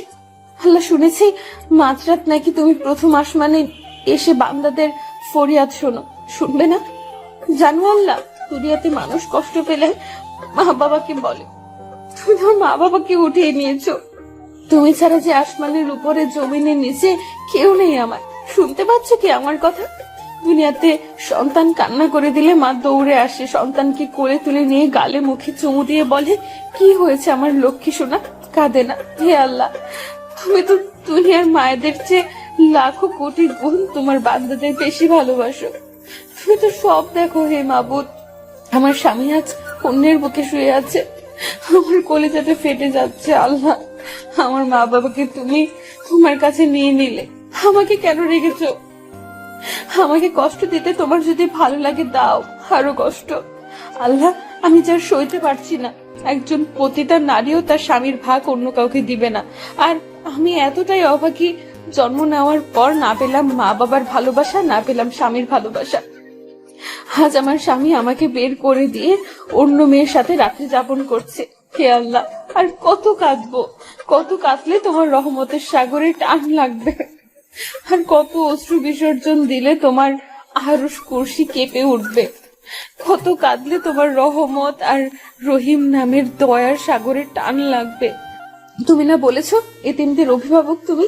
তুমি না বলেছো যার কেউ নেই তুমি আছো? আল্লাহ, এতিম মানুষের চোখের পানি তোমার দেখতে কি খুব বেশি ভালো লাগে? আর যে আমি পারছি না। হে রহিম রহমান, আমার আল্লাহ, আমার স্বামীকে আমার করে দাও। আমার স্বামীকে তোমার জান্নাতে নিয়ে একসাথে থাকতে চাই। ও আমার আল্লাহ, তোমার এতিম গুনাহগার বান্দি কাঁদে, তুমি দেখো না গো আল্লাহ, কষ্ট দিবে দাও, আরো কষ্ট দাও। আমার স্বামীকে আলাদা করে দিও না। আমার বেঁচে থাকার অবলম্বন কেড়ে নিও না হে আল্লাহ। আমার স্বামী আমাকে এত মারে, এত কষ্ট দেয়। তুমি তো দেখেছো, আমাকে 3বার থাপ্পড় দিয়েছে, 3বারই আমার ঠোঁট কেটে রক্ত বাহির হয়ে গেছে। ও আমার আল্লাহ, তুমি আমার স্বামীর উপর গজব দিও না আল্লাহ। আমি কিন্তু খুশি আছি, তবু তুমি রাগ করো না। আমাকে মেরেছে আল্লাহ, তোমায় কিন্তু মারিনি আল্লাহ। আমি কিন্তু খুশি আছি, তুমি রাগ করো না। আমার স্বামীকে তুমি হেদায়েত দাও আল্লাহ, তুমি আমার স্বামীকে হেদায়েত দাও, গজব দিও না। আমার স্বামীর বুকে শেষ নিঃশ্বাস ত্যাগ করার তৌফিক দান করো আল্লাহ। আমি তোমার এতিম গুনাহগার বান্দা এই ফরিয়াদ রেখে তোমার দরবার থেকে হাত নামাচ্ছি আল্লাহ। আমি তোমার এতিম গুনাহগার বান্দা এই ফরিয়াদ রেখে তোমার দরবার থেকে হাত নামাচ্ছি আল্লাহ। আমি এদিকে দরজার ওপাশ থেকে কথার মোনাজাত শুনে নিজের অজান্তে চোখের পানি এসে গেল। পিছন দিকে তাকিয়ে দেখি সাথী। তুমি এখানে? আর আমি সারা বাড়ি তোমাকে খুঁজতেছি। এই তুমি কাঁদছো কেন? কথাটা বলেই সাথী কান্না করে দিয়ে বলল, কখনো আমায় ছেড়ে যাবে না তো? আমি ভয়ানক একটা স্বপ্ন দেখলাম তোমায় নিয়ে। তুমি আমাকে যদি ছেড়ে যাও তাহলে ফল কাটার ছুরি নিয়ে বলো এটা আমি আমার গলায় চালিয়ে দেব। তুমি আমাকে ছেড়ে যাওয়ার আগে আমাকে খুন করে আমার লাশের উপর দিয়ে যাবে। এদিকে সাথী আমাকে জড়িয়ে ধরে কাঁদতে লাগলো। আমি অনিচ্ছা থাকা সত্ত্বেও সাথীকে বাহু ধরে আবদ্ধ করে নিলাম।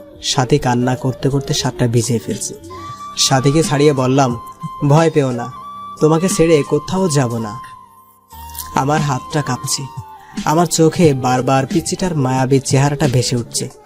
চোখ দিয়ে নিজের অজান্তেই পানি আসতে লাগলো। কি করব কিছুই বুঝতে পারছি না। জীবনটা এমন কেন? কখনো 1000 বছর বেঁচে থাকার ইচ্ছা জাগায়, আবার কখনো এক মুহূর্তের জন্যও নয়। ওই পারভেজ, তুমি আমার মাথায় ছুঁয়ে প্রমিস করবে না? কখনো আমায় ছেড়ে যাবে না? প্লিজ প্রমিস করো। তোমাকে হারালে সত্যি আমি যে বাঁচবো না, মরে যাব সত্যি। প্লিজ প্রমিস করো, নয়তো ছুরিটা গলায় চালিয়ে দেব। প্লিজ, তুমি যে আমার ভালোবাসা, তুমি যে আমার জীবনের একটা অংশ। এই যে তোমার মাথা ছুঁয়ে প্রমিস করছি, কখনো কোনোদিন তোমায় ছেড়ে যাব না। তুমি যে আমার ভালোবাসা, তুমি যে আমার জীবনের একটি অংশ। প্লিজ মরার কথা বলবে না। আর আমি কাকে নিয়ে বাঁচবো? আচ্ছা পারভেজ, তোমাকে একটা কথা বলি, রাগ করবে না তো? কি বলবে বলো? আমায় একটা পাপ্পি দেবে? আচ্ছা কাছে এসো। কাছে আসার কথা শুনে সাথী এতটা কাছে এসে পড়লো, সাথীর নিঃশ্বাস আমার মুখে পড়ছে। আমার ইচ্ছা করছে না, তবুও নিজের অজান্তেই সাথীর কপালে ভালোবাসার স্পর্শ রেখে দিলাম। এদিকে সাথী আমাকে ধাক্কা দিয়ে বিছানায় ফেলে দিল। তারপর আর কিচ্ছু মনে নেই, তবে কে যেন দরজাটা চাপিয়ে দিল। হঠাৎ বিছানাটা কাঁপছে। চোখ খুলতেই দেখি ফোন আসছে। ফোনের স্ক্রিনের দিকে তাকিয়ে দেখি হিটলারটার ফোন। আমি ভয়ে ভয়ে ফোন তুলতেই ওপাশ থেকে বলতে লাগলো, কখন থেকে ফোন দিচ্ছি, ফোন ধরা কোনো নামই নেই। কয়টা বাজে এখনো ঘুমাচ্ছিস? তাড়াতাড়ি এসে গেট খুলে দিয়ে যা। কাম সারছে, সাথী এখনো আমার বুকের উপর শুয়ে আছে। এত সকালে বাসায় সাথীকে দেখলে আমাকে কুরবানি করবে, মাথা কাজ করছে। এই সাথী, আর কত ঘুমাবে? ওঠো এবার, এবার ওঠো। বাবু, আর একটু ঘুমাই। উঠবা তুমি? তাড়াতাড়ি ওঠো। সাথী চোখ কসলে কসলে উঠে বলল, কি হয়েছে? আমি বললাম, বাবা এসেছে, বাহিরে দাঁড়িয়ে আছে, কুরবানি করবে আজ আমাদের। এখন কি হবে? যা হবার হবে, বুক থেকে সরো, শাড়িটা পরে নাও। সাথী শাড়িটা ঠিক করে রুমের বাহিরে এলো। আমি ভয়ে ভয়ে বাসার গেট খুলতেই বাবা বলল, গেট খুলতে এত সময় লাগে? আর ওই মেয়ে এখানে কেন? কেন এসেছে এত সকালে? আমি কি বলবো ভেবে পাচ্ছি না, খুব ভয় হচ্ছে। সাথী, তুমি কিছু মনে করো না, পারভেজের বাবা এমন সবকিছু সন্দেহের চোখে দেখে। আন্টি, আমি কিচ্ছু মনে করিনি, আমার তাড়া আছে আজ। এখন তাহলে উঠি, অন্যদিন আবার আসবো। সাথী চলে গেল। কথাকে ছোট্ট করে ধন্যবাদ দিলাম। কথা করুণ দৃষ্টিতে আমার দিকে তাকালো। কথার কলেজে ক্লাস শুরু হয়েছে। কথাকে বাবা কলেজে দিয়ে আসতে বলল। বাবার কথা মতো কথাকে কলেজে নিয়ে যাবার জন্য বের হলে সাথী ফোন দেয় আর বলে কথাকে গাড়ি করে যেন কলেজে পাঠাই। সাথীর কথা মতো তাই করলাম। দুপুরে বসে আছি, হঠাৎ কথার নাম্বার থেকে ফোন আসলো। আমি ফোনটা ধরতেই ওপাশ থেকে অপরিচিত কণ্ঠে কেউ একজন বলল, ফোনটা যার তিনি দুর্ঘটনায় মারা গেছে। লাস্ট ডায়ালে আপনার নাম্বার ছিল। প্লিজ মেয়েটি যদি আপনার পরিচিত হয়ে থাকে তাহলে শেরপুর সরকারি হসপিটালে চলে আসুন। কথাটা শুনে কিছুক্ষণের জন্য পাথর হয়ে গেছিলাম। কি থেকে কি হয়ে গেল। হসপিটালে গিয়ে দেখি মাথাটা কেমন থেতলে গেছে, নাক দিয়ে রক্ত বের হয়ে আছে, মুখটা অনেক মায়াবী লাগছে। আজ কেন জানি বুকটা ফেটে কান্না আসছে। আজ তো আমার সুখের দিন, আমার পথের কাটা দুনিয়া থেকে বিদায় নিয়েছে। তবে কেন এত কষ্ট হচ্ছে, মনে হচ্ছে প্রাণটা দেহ থেকে বের হয়ে যাচ্ছে। হে আল্লাহ, ভালোবাসা পাওয়ার জন্য নিজের স্ত্রীকে খুন করে ফেললাম। কিছুক্ষণ পর বাবা মা আসলো, তারাও কাঁদছে। বাবা সবচেয়ে বেশি কাঁদছে। আজ কথার দাফন, কথার লাশটা কাঁধে নিয়েছি। মনে হচ্ছে কলিজাতে কেউ ছুরি চালিয়ে দিয়েছে। দূরের সাথীকে দাঁড়িয়ে থাকতে দেখলাম, সাথীও আজ কাঁদছে। আকাশ বাতাস আজ কাঁদছে। মনে হচ্ছে কথাকে দাফন করে আসলাম। সাথী আমাকে নির্জনে ডেকে নিয়ে অনেক কান্না করলো, ক্ষমাও চাইলো। সরাসরি আমার পায়ে পড়ে বলতে লাগলো, পারভেজ, আমাদের ভালোবাসার জন্য একটা নিষ্পাপ জীবনকে হত্যা করে ফেললাম। তুমি কিছু অন্যায় করনি, যদিও বা করে থাকো সব তোমার ভালোবাসাকে পাওয়ার জন্য। সাথী চলে গেল। কথার ছায়া মনে হয় প্রতিনিয়ত আমার পাশে ঘুরে। কেমন যেন উদাসীন লাগে। আজকে ভাবলাম সাথীর কাছে যাই, এভাবে আর পারছি না। আজ রাতটা সাথীর সাথে কাটাবো। সাথীকে ফোন দিয়ে না পেয়ে বাসায় গেলাম। বাসায় গিয়ে দেখি দরজা খোলা। আমি সরাসরি সাথীর রুমে চলে গেলাম। সাথীর রুমের কাছে যেতেই দরজার ভেতর থেকে পুরুষের কণ্ঠের আওয়াজ শুনলাম। আমি ভেতরে কি হচ্ছে তা দেখার জন্য জানালার পর্দা দিয়ে রুমের ভেতরে তাকাতেই চমকে উঠলাম। সাথী আর তার ভাই রথক্রিয়ায় ব্যস্ত। হঠাৎ সাথী যা বলল তা শোনার জন্য একেবারেই অপ্রস্তুত ছিলাম। বাবু, কতদিন ধরে আদর করো না, প্লিজ একটু কাছে এসো। আমার বাবুটা কি হট। ইস, আমার বুঝি লজ্জা করে না? ওমা, তাই বুঝি? কোথায় লজ্জা করে? কথাটা বলে কিস করতে লাগলো, আর বলতে লাগলো পাশের রাতে কে আগে জড়ায় ধরছিল। আর আমরা তো স্বামী স্ত্রীর মাঝে আবার কিসের লজ্জা? পৃথিবীর সবাই জানে আমরা ভাই বোন, তবে আমরা দুজন ছাড়া। কথাটা বলে সাথীর ঠোঁট জোড়ার সাথে সজীবের ঠোঁট জোড়া মিলিয়ে দিল। এসব দৃশ্য দেখে আমার পায়ের তলার মাটি সরে যাচ্ছে, চোখ দিয়ে অঝরে পানি ঝরছে, যার জন্য আমার নিষ্পাপ বউকে হারালাম। মন চাইছে কালনাগানিকে খুন করি। কথার মুখটা বারবার চোখের সামনে ভেসে উঠছে। এদিকে সাথী বলতে লাগলো, ওগো শুনছো, আমাদের প্ল্যান সাকসেসফুল হওয়ার পথে। আমাদের পথের কাটা কথাকে গাড়ি চাপা দিয়ে মেরে ফেলেছি। মেয়েটা রাজকে অনেক ভালোবাসতো, কিন্তু আমার অভিনয়ের কাছে সব ভালোবাসা চাপা পড়ে গেছে। আমার বউটা অভিনয় অ্যাওয়ার্ড পাবে। তুমি একদম পারফেক্ট অভিনয় করেছো। সবচেয়ে রেলগাড়ির নিচে চাপা পড়ে মরার প্ল্যানের সাথে সাথে অভিনয়টা একদম সুপারহিট ছিল। দেখতে হবে না বউটা কার? এখন শেষ একটা কাজ হচ্ছে, আমার জন্য পাগল পারভেজকে বিয়ে করে কৌশলে তার সমস্ত সম্পত্তি লিখিয়ে নিয়ে আমার বাবুটাকে নিয়ে আমেরিকা চলে যাওয়া। আর তা এ মাসেই পূরণ হবে। কথাগুলো শুনে বুকটা চিনচিনে ব্যথা করছে। মনে চাচ্ছে দুইটাকে খুন করি। এদের জন্য আমার স্ত্রী কথা আজ পরে, কিন্তু না, এদেরকে এভাবে মারলে ফেসে যাব। তাই কৌশলে আমার স্ত্রীর হত্যার প্রতিশোধ নিতে হবে। আজ বাইক চালাচ্ছি আর কথার কথা খুব ভাবছি। মনে হচ্ছে কথা আমার পাশে বসে শক্ত করে জড়িয়ে ধরে আছে। চোখ দিয়ে নিজের অজান্তেই পানি আসছে। বাড়িতে এসে বাবাকে জড়িয়ে ধরে ছোট বাচ্চার মতো কান্না করে দিলাম। খুব কষ্ট হচ্ছে বাবা। মাথায় হাত বুলিয়ে দিয়ে বলল, আল্লাহর উপর ভরসা রাখো, তিনি সবকিছু ঠিক করে দিবেন। রুমে এসে শুয়ে পড়লাম। চোখ বন্ধ করলেই পিসিটাকে দেখতে পাই। খাইতে গেলেও মনে হয় কে যেন বলছে, তুমি খাবে না? তুমি না খেলে আমিও খাবো না। পারছি না এভাবে আর থাকতে। হঠাৎ ফোনটা বাজছে। ফোনের দিকে তাকিয়ে দেখি কাল নাগিনীটা ফোন দিয়েছে। অনিচ্ছা সত্ত্বেও ফোন ধরলাম। আমার বাবুটা কেমন আছে? আমার বাবুটাকে বড্ড বেশি মিস করছি। বাবুটা একটু আমার সাথে দেখা করবে কি পার্কে? আমার যে বুকটা চিনচিনে ব্যথা করছে। এতগুলা। আর অল্প দিন পরেই আমার বাবুটাকে আপন করে পাবো। প্লিজ এসে পড়ো পার্কে। আমি কালনাগিনীটার ফোনটা কেটে পার্কে চলে গেলাম। পার্কে গিয়ে চুপচাপ পাশে দাঁড়িয়ে আছি। নীল শাড়ি পরেছি, নোংরা শরীরটাকে ঢেকে রেখেছি নীল পোশাকের আড়ালে। যদি কেউ নোংরা মনে করে কার্যকলাপ দেখতে পারেন মনে হয়। কেউ থুতু পর্যন্ত দিত না এই শরীরে। কি হলো বাবু, তোমার পছন্দের শাড়ি পরেছি, কেমন লাগছে বললে না তো? কি বলবো? আচ্ছা বাদ দাও, আমার পথের কাটা তো নেই, চলো না বিয়ে করে নি। তোমাকে ছাড়া রাতগুলো আমার নির্ঘুম কাটে, তুমি যে আমার স্পন্দন। খুব ইচ্ছে করে তোমাকে আপন করে নেওয়ার জন্য। আল্লাহ আমার সেই ইচ্ছা পূরণ করবে না? আমি যে তোমাকে নিজের থেকেও বেশি ভালোবাসি। কথাটা বলার সাথে সাথে ঠাস ঠাস করে চড় বসিয়ে দিলাম। আর সহ্য হচ্ছে না। এই, তুই আমাকে ভালোবাসিস? তাহলে সজীবকে? কি বলছো এইসব? সজীব তো আমার ভাইয়া। যে কেউ দেখে কালনাগিনীটার মায়া করে যাবে, কিন্তু আমি নয়। সি, তোর লজ্জা করে না নিজের স্বামীকে ভাই বলতে, স্বামীকে ভাই বানাতে? আমি সেদিন তোর বাসায় গিয়ে সব দেখেছি আর শুনেছি। তোদের দুটোকে আমি নিজের হাতে খুন করে আমার ফুলের মতো নিষ্পাপ স্ত্রীর হত্যার প্রতিশোধ দিব। তার আগে দেখ ভিডিওটা। যদি সাথীকে বিয়ে না করিস, বলবো সাথীকে বিয়ের প্রবলন দেখিয়ে তার সর্বনাশ করেছিস। আর সাথী অন্তঃসত্ত্বা, তাই বুঝে নে কি করবি তুই।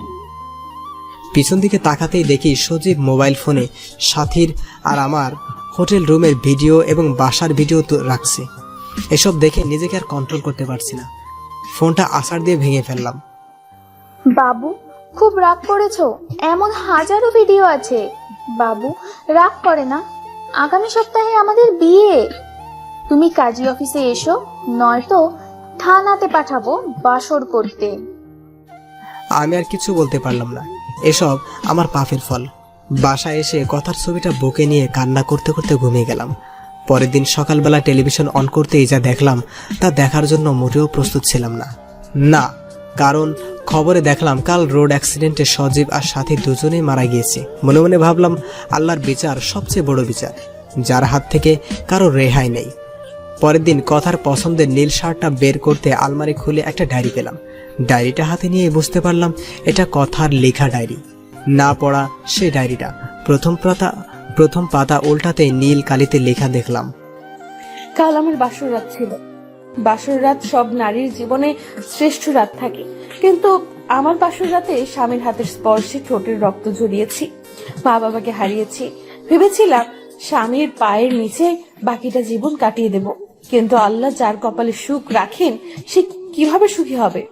প্রতিদিন মাঝরাতে সবাই যখন ঘুমিয়ে থাকতো, একা ঘুম থেকে উঠে পড়তাম, আল্লাহর কাছে মাঝরাতে স্বামীকে চেয়ে কান্না করতাম। যেদিন আমার স্বামীর সাথে প্রথম যৌন সম্ভ্রম হলো, সেদিন সব কষ্ট ভুলে গিয়েছিলাম। মনে মনে আল্লাহর দরবারে লক্ষ কোটি শুকরিয়া জানিয়েছিলাম আমার বরকে আমার করে দিয়েছে। কিন্তু পরের দিন যখন জন্ম নিয়ন্ত্রণ পিল এনে নিয়ে এসে খেতে বলে, মুহূর্তে পৃথিবীটা উলট পালট হয়ে যায়। বাধ্য করে আমাকে জন্ম নিয়ন্ত্রণ পিল খাওয়ার। আল্লাহর কাছে কত কেঁদেছি সন্তানকে গর্ভধারণ করার জন্য। খুব কষ্ট হতো, বুকের ভেতরটা ফেটে কান্না আসতো যখন দেখলাম আমার স্বামী সাথী নামের মেয়েটার সাথে অবৈধ কাজ করে। নিজে যখন তাদের কুকর্ম ঢেকে রাখার জন্য দরজা টেনে দেই, বাবাকে বলি যে সাথী আমার ফ্রেন্ড, নিজের স্বামীকে বাঁচাতে নিজের ভালোবাসার অধিকার বিসর্জন দিয়েছে। সবচেয়ে কষ্ট লেগেছে সেদিন, যেদিন শুনেছি আমাকে মারার জন্য আমার স্বামী আর সাথী প্ল্যান করছে। সব জেনেও মনকে এ বলে সান্ত্বনা দিয়েছি যে পারভেজ যদি আমার জীবনের বিনিময়ে সুখী হয় তাহলেই আমি সার্থক। ডায়েরিটা পড়ে নিজেকে ঠিক রাখতে পারলাম না। পিছন দিকে তাকাতেই দেখি কথা কান্না করছে। এই কথা, কাঁদছো কেন? তোমাকে কষ্ট দিয়েছি, তার ফল ভোগ করছি। এই পারভেজ, কি হয়েছে? কার সাথে কথা বলিস? মা, কথা বলো না। কথা কান্না করছে। ওকে আমি না খুব কষ্ট দিয়েছি মা বাবাকে নিয়ে হসপিটালে নিয়ে গেল। এখন আমার কোনো চিন্তা নেই, কথাকে সাথে নিয়েই ঘুমাই। শালার ডাক্তার নাকি বলে আমি পাগল হয়ে গেছি। শালার লেখাপড়া করে পাগল হয়েছে, আমাকে পাগল বলে? কত বড় সাহস! আরেকবার যখন পাগল বলছে তখন গলা ধাক্কা দিয়ে ফেলে দিয়েছি। আমাকে জোর করে একটা রুমে আটকে রেখেছি। রুমে শুধু আমি আর কথা। নার্সকে জিজ্ঞেস করলাম আমি এখন কোথায়? নার্স বলল, আপনি এখন পাবনায় আছেন আপনার বউ কথার সাথে। কথাটা বলে একটা কিসের যেন ইঞ্জেকশন দিয়ে দিল। ঘুম থেকে উঠে দেখি কথা আমার দিকে তাকিয়ে হাসছে। মা আসছে। বাবাকে বললাম, বাবা আমার এখানে থাকতে ভালো লাগে না, আমাকে তোমাদের সাথে নিয়ে চলো না, সাথে তোমাদের বৌমা কথাকেও নিয়ে চলো। বাবাও কাঁদছে। ও বাবা, কাঁদছো কেন? আমাকে এখান থেকে নিয়ে যাবে না? জানো বাবা, এখানে কেউ আমার সাথে কথা বলে না, শুধু কথা ছাড়া। বাবা আমাকে নিয়ে চলো না, আমি থাকবো না। কথাগুলো বলেই কাঁদতে লাগলাম। বাবা মাকে নিয়ে চলে গেল। তারপর নার্স এসে ইঞ্জেকশন দিয়ে গেল। তারপর আর কিচ্ছু মনে নেই। সব সময় কথার সাথেই কথা বলতাম। এদিকে আজ মা বাবা আমাকে নিতে আসছে। এখন কথা আমার সাথে আর কথা বলে না। আমি জানি কথা মারা গেছে। মা বাবা বাসায় নিয়ে বলল, পারভেজ বাবা, তুমি 5 বছর পাগল হয়ে পাবনা মানসিক হাসপাতালে ছিলে। এ 2 বছরে অনেক পরিবর্তন হয়ে গেছে। আমরা আজ নিঃস্ব, ব্যবসাতে ক্ষতি হয়েছে, ব্যাংকের লোকেদের ঋণ পরিশোধ করতে বাড়িটা বিক্রি করে দিয়েছি। এখন এই বাসাতে ভাড়া আছি। বাবার কথাগুলো শুনে নিজের অজান্তেই চোখের কোণে পানি চলে আসলো। আমার বাবা এই বয়সে অফিসে কাজ করে। মনে মনে ভাবলাম আমার কোনো না কোনো জব করতে হবে। যেই ভাবা সেই কাজ। কয়েক জায়গায় আবেদন করলাম, সাথে সাথে একটা প্রাইভেট প্রতিষ্ঠানে শিক্ষকতা করার জন্য আবেদন করলাম। সপ্তাহখানেক পর নোটিশ আসলো, সে প্রতিষ্ঠানে আমাকে জয়েন করতে বলেছে। দিনগুলো ভালোই কাটছিল, কিন্তু প্রতি রাতেই কথার স্মৃতি আমাকে ঘুমাতে দেয় না। কথার সেই দুষ্টামিগুলো আজও আমাকে কাঁদায়। প্রতি রাতে কথার ছবি বুকে নিয়েই ঘুমাই। খুব কষ্ট হয়। মাঝরাতে মোনাজাতে শুধু একটা কথাই বলি, আল্লাহ আমার স্ত্রীকে ভালো রেখো। এদিকে স্কুলে একটা বাচ্চাকে দেখে খুব অবাক হয়ে গেলাম। কি সুন্দর করে হাসে, ঠিক কথার মতো। কি মায়াবী চাহনি, মনে হচ্ছে কথার প্রতিচ্ছবি তার মাঝে দেখতে পাচ্ছি। আমি মেয়েটাকে ডাক দিয়ে বললাম, তোমার নাম কি মামুনি? আসসালামু আলাইকুম। ওয়ালাইকুম সালাম। উত্তরটা দিয়ে মনে মনে ভাবতে লাগলাম, এতটুকু একটা বাচ্চা মেয়ে হাই হ্যালো না বলে সালাম দিল। আপনি কি জানেন না, কারোর সাথে কথা বলতে হলে প্রথমে সালাম দিয়ে কথা শুরু করতে হয়? আমার নাম তাসনিয়া কারিমা রাইসা। নামটা শুনে বুকটা কেমন যেন কেঁপে উঠলো। আপনি আমাদের নতুন টিচার? হ্যাঁ মামুনি, আমি তোমাদের নতুন টিচার। এই নাও চকলেট। আমরা আজ থেকে ফ্রেন্ড, কেমন? ফ্রেন্ড। তুমি আমার চকলেট নিলে আমাকে পাপ্পি দিবে না? তুমি এত কিপটে কেন? তোমার সাথে আরি। কান ধরো। কান না ধরে বলবে, রাজকন্যার সাথে আর কোনোদিন অপরাধ করব না। তুমি জানো না রাইসা নামের অর্থ হলো রানী? আমি না তোমার টিচার। টিচারকে কান ধরে বলা লাগে? টিচার না ছাই, তুমি এখন আমার বন্ধু। কিছুক্ষণ আগে চকলেট দিয়ে বন্ধু বানিয়েছি। তোমার টিচারগিরি ক্লাসে দেখাবে। এখন কান ধরো, নইলে ফাইন ধরবো। আমি আর কি বলবো ভেবে পাচ্ছি না। খুব হাসি পাচ্ছে। মেয়েটার চোখের দিকে তাকিয়ে দেখি রাগের লুক নিয়ে তাকিয়ে আছে। কি হলো, আমার কথা বুঝোনি? বন্ধু হলে কেন? বন্ধু হয়েছো যেহেতু কান ধরো, বলো আর এমন অপরাধ হবে না। যদি না কান ধরো তাহলে দাঁত পড়ে যাবে, আর দাঁত পড়ে গেলে বিয়ে হবে না। রাইসার কথা শুনে কান ধরে বললাম, আমার ভুল হয়েছে, আর এমন ভুল হবে না। মেয়েটাকে টান দিয়ে কোলে নিয়ে গালে মুখে চুমু দিয়ে বললাম, মামুনি এখন হয়েছে? বেশ হয়েছে। তুমি সত্যি অনেক ভালো। হঠাৎ পাশ থেকে 10 বছরের মতো একটা মেয়ে এসে বলল, রাইসা, আব্বু চলে এসেছে, চলো, দাঁড়িয়ে আছে। ও আপু, তুমি আমার ফ্রেন্ডের সাথে পরিচয় হয়ে নাও। এই যে স্যার, এটা আপনার আপু রিচি। রিচি আপু, আমার স্যারকে সালাম দাও। আসসালামু আলাইকুম, আমি রিচি। স্যার আজকে আসেন। হঠাৎ দেখি একটা ভদ্রলোক এসে রাইসাকে কোলে নিল। রাইসা বাবাই বাবাই বলে লোকটাকে জড়িয়ে ধরল। লোকটা রাইসা আর রিচিকে নিয়ে গাড়ি করে চলে গেল। মনে মনে ভাবলাম, আজ যদি কথা বেঁচে থাকতো তাহলে আমাদের সন্তানটা ঠিক এতটুকু বড়ই হতো। নিজের অজান্তেই চোখের পাতাটা ভিজে উঠল। কথার চাঁদ মুখটা ভেসে উঠছে স্মৃতিপটে। এদিকে বাসায় এসে দেখি বাবা অসুস্থ। বাবাকে নিয়ে হসপিটালে গেলাম। ডাক্তার রুমে গিয়ে সেই লোকটাকে দেখলাম কেমন বিচলিত ভঙ্গিতে বসে আছে। ডাক্তার লোকটিকে বলল। এদিকে আমি একজন ডাক্তারকে নিয়ে বাবাকে দেখালাম। ডাক্তার বলল, তেমন কিছু না, প্রেশারটা একটু বেড়েছে। বাবার বেড থেকে বের হয়ে পাশের বেডের দিকে তাকাতেই বুকটা কেমন যেন হু হু করে কেঁদে উঠল। কি মায়াবী মুখটা। কেমন যেন অন্ধকারে ঢাকা পড়ে গেছে। মুখে অক্সিজেন মাস্ক লাগানো, মনে হচ্ছে আমার নিজের আপন কেউ। কেন এতটা কষ্ট হচ্ছে মেয়েটাকে দেখে? বুকের ভেতর চিনচিনে ব্যথা করছে। ডাক্তারের রুমে গিয়ে বললাম, মেয়েটার কি হয়েছে? পাশ থেকে লোকটি বলল, কাল স্কুলে আসার সময় গাড়ি দুর্ঘটনা হয়, প্রচুর ব্লাড যায়, মাথায় অনেক আঘাত পেয়েছে। তার মা মেয়ের খবর শুনে অজ্ঞান হয়ে পড়ে আছে। মেয়েটার যদি কিছু হয়ে যায় তার মা বাঁচবে না। যদি এখন রক্ত না পাওয়া যায়, আল্লাহ যে কি করবেন। কথাটা বলেই কেঁদে দিল। এদিকে এক নার্স এসে বলল, স্যার, ঢাকার আশেপাশে প্রায় সব ব্লাড ব্যাংকে খবর নিয়েছি, কিন্তু কোথাও রক্ত পাওয়া গেল না। এদিকে পেশেন্টের অবস্থাও ভালো না, জানি না কি হবে। নার্সের কথাটা শুনে রফিক সাহেব কেঁদে দিলেন। আমার জানি এই কথাগুলো শুনে খুব কষ্ট হচ্ছে। আমি ডাক্তারকে বললাম, ডাক্তার সাহেব, আমি রক্ত দিব, আমার রক্তের গ্রুপ ও নেগেটিভ। ডাক্তার তাড়াহুড়ো করে আমায় নিয়ে শুয়ে দিলেন। 2 ব্যাগ রক্ত নিয়ে রাইসাকে দিল। আমি কিছুক্ষণ শুয়ে থেকে উঠে বাবার কাছে চলে আসলাম। পরের দিন বাবাকে নিয়ে বাসায় ফিরি। হসপিটাল থেকে আসার সময় রাইসার বেডের দিকে তাকিয়ে দেখি একটা মেয়ে রাইসাকে জড়িয়ে ধরে আছে। মনে হচ্ছে এটাই রাইসার মা, কিন্তু মানুষটাকে খুব পরিচিত লাগছে। এক ধ্যানে তাকিয়ে আছে মেয়েটার দিকে। নার্সের কথাটা শুনে রফিক সাহেব কেঁদে দিলেন। আমার জানি এই কথাগুলো শুনে খুব কষ্ট হচ্ছে। আমি ডাক্তারকে বললাম, ডাক্তার সাহেব, আমি রক্ত দিব, আমার রক্তের গ্রুপ ও নেগেটিভ। ডাক্তার তাড়াহুড়ো করে আমায় নিয়ে শুয়ে দিলেন। 2 ব্যাগ রক্ত নিয়ে রাইসাকে দিল। আমি কিছুক্ষণ শুয়ে থেকে উঠে বাবার কাছে চলে আসলাম। পরের দিন বাবাকে নিয়ে বাসায় ফিরি। হসপিটাল থেকে আসার সময় রাইসার বেডের দিকে তাকিয়ে দেখি একটা মেয়ে রাইসাকে জড়িয়ে ধরে আছে। মনে হচ্ছে এটাই রাইসার মা, কিন্তু মানুষটাকে খুব পরিচিত লাগছে। এক ধ্যানে তাকিয়ে আছে মেয়েটার দিকে। কিরে পারভেজ, বাসায় যাবি না? দাঁড়িয়ে পড়লি যে? বাবার কথা শুনে খানিকটা চমকে বললাম, চলো বাবা। বাবাকে নিয়ে বাসায় আসার পর বিছানায় গাটা এলিয়ে দেয়। পরের দিন হঠাৎ কে যেন দরজা নক করছে। আমি দরজাটা খুলতেই আমার মাথাটা ঘুরতে লাগলো, পা দুটো কাঁপছে। কথা, তুমি বেঁচে আছো? হ্যাঁ, বেঁচে আছি। তুমি কি ভেবেছিলে আমি মরে গেছি? যাকে আল্লাহ বাঁচায় তাকে কেউ রক্ষা করতে পারে না। কিন্তু আমি যে স্পষ্ট দেখেছি সেটা তুমি রোড অ্যাক্সিডেন্টে মারা গিয়েছো। তুমি ভুল দেখেছো। তুমি জানো না এই পৃথিবীতে একজন মানুষের ন্যায় আরো 7 জন মানুষ রয়েছে। আচ্ছা বাদ দাও, এই নাও আমার বিয়ের কার্ড। তুমি কিন্তু আসবে, আঙ্কেল আন্টির সাথে জান্নাতকেও নিয়ে আসবে।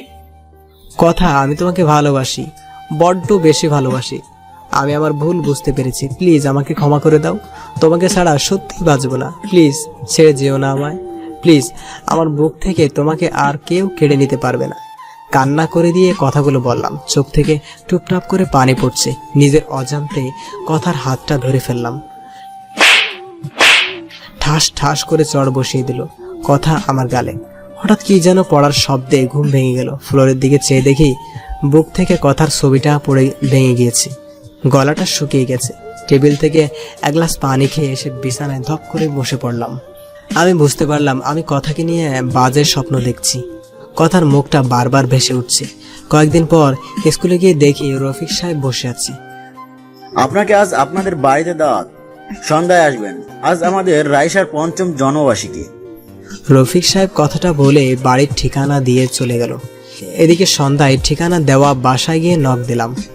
একটা কাজের মেয়ে দরজাটা খুলে দিল। বাসাটা খুব সুন্দর করে সাজানো। রাইসা দৌড়ে এসে আমাকে জড়িয়ে ধরলো। খুব সুন্দর লাগছে মেয়েটাকে কোলে নিয়ে গালে মুখে চুমু দিয়ে বুকে জড়িয়ে নিলাম। অজানা এক প্রশান্তি মনে হচ্ছে ছুঁয়ে গেল। বাড়িতে প্রায় আমাদের স্কুলের সব টিচারদের দাওয়াত করা হয়েছে। হঠাৎ সিঁড়ি দিয়ে কাউকে নামতে দেখে থমকে গেলাম। নীল রঙের চশমাটা খুলে মুছে আবার চোখে পড়লাম। বুকের স্পন্দন বেড়ে যাচ্ছে, কারণ এ তো অন্য কেউ না, কথা। এটা কিভাবে সম্ভব? যাকে নিজ হাতে দাফন করেছি, যার চাঁদ মুখটা এখনো ভেসে ওঠে, কিন্তু কথা আবার বেঁচে আছে। কথা দিকে তাকিয়ে পলক ফেলতে পারছি না। নিজের অজান্তেই কথার নাম ধরে ডাকতে গিয়েই গলাটা কেমন যেন ধরে এলো অন্যদিকে। পাশ থেকে কে যেন বলে উঠল, তানিয়া, তোমার শাস্তি এত লেট হয় কেন? কখন থেকে সবাই অপেক্ষা করছে। আমি কিছু ভাবতে পারছি না। এদিকে রফিক সাহেব কথার হাত ধরে নামাচ্ছে। কথার সাথে কয়েকবার চোখাচোখি হয়েছে, কিন্তু কোনো কথা হয়নি। এদিকে রাইসার জন্মদিনে কেক কাটার পর কাঁধে কারো হাতের স্পর্শ পেলাম। পিছন থেকে তাকিয়ে দেখি কথা। আসসালামু আলাইকুম, আমি তানিয়া রিজওয়ান রফিক। ওয়ালাইকুম সালাম, কেমন আছেন? জি ভালো, আপনার কাছে অনেক কৃতজ্ঞ। আপনি আমাদের কলিজার টুকরাকে রক্ত দিয়ে বাঁচিয়েছেন। রাইসার আব্বুর কাছে আপনার কথা শুনেছি। আপনি কি বিয়ে করেছেন? একদিন ম্যাডামকে নিয়ে বেড়াতে আসবেন। আমি কি আর বলবো বুঝতে পারছি না। এটা আমার কথা নয়, কিন্তু মনে হচ্ছে এটাই আমার ভালোবাসার মানুষ, আমার স্ত্রী। কিছু ভাবতে পারছি না, বুকটা ফেটে যাচ্ছে। আসার সময় বাড়ির গেট পর্যন্ত রাইসা আর তার মা এগিয়ে দিয়ে গেল। বাসায় এসে কথার স্মৃতিগুলো ভাবতে লাগলাম। আমি জানি এটা কথা নয়, কিন্তু কেন যেন বারবার আমার মন বলছে এটাই কথা, এটাই আমার পিচ্চি বউ কথা। এখন প্রায় প্রায় তাদের বাসার নিচে দাঁড়িয়ে থাকি। প্রতিদিন কোথায় যেন যায় তানিয়া, যাকে আমার মন বলে এটা তানিয়া নয়, কথা। পরে খবর নিয়ে জানতে পারি অফিসে যায়, নিজের অফিস আছে। একদিন অফিসে যাওয়ার পথে কথার গাড়ি আগলে দাঁড়ালাম। গাড়ি দাঁড়া করাতেই বললাম, যদি কিছু মনে না করেন পার্কে গিয়ে বসতে পারি, আপনার সাথে কিছু কথা আছে। আচ্ছা চলেন। একটা পার্কে নিয়ে গাড়ি দাঁড় করালো। কিছু বলবেন? আমার যেতে হবে। একটা সত্যি কথা বলবেন? বলেন, কি বলতে চান?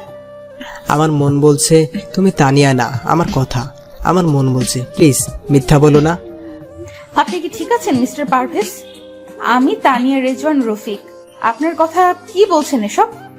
আপনি এসব বলতে এসেছেন আমাকে? ছি, লজ্জা করে না? আমি মিথ্যা বলছি না, একের পর এক কথার সাথে ঘটে যাওয়া সব ঘটনা বললাম। কি আশ্চর্য, আপনি কি আমাকে নাটকের স্ক্রিপ্ট শোনাচ্ছেন? প্লিজ, আমি জানি তুমি আমার কথা, তুমি আমার সাথে মিথ্যা বলছো। কি আশ্চর্য, আমার বিয়ে হয়েছে, বাচ্চাও আছে দুটা। প্লিজ কথা, তুমি আমার কথা বলো, তুমি মিথ্যা বলছো। আমার মন কখনো মিথ্যা বলে না। কথাটা বলে কথার হাতটা ধরে ফেললাম। কথা হাতটা ছাড়িয়ে ঠাস ঠাস করে চড় বসিয়ে বলতে লাগলো, আপনাকে ভালো ভেবেছিলাম, কিন্তু আপনার কি চরিত্র খারাপ তা বোঝার বাকি রইল না। লজ্জা করে না অন্যের বউয়ের হাত ধরতে? আপনার কি বউ নেই?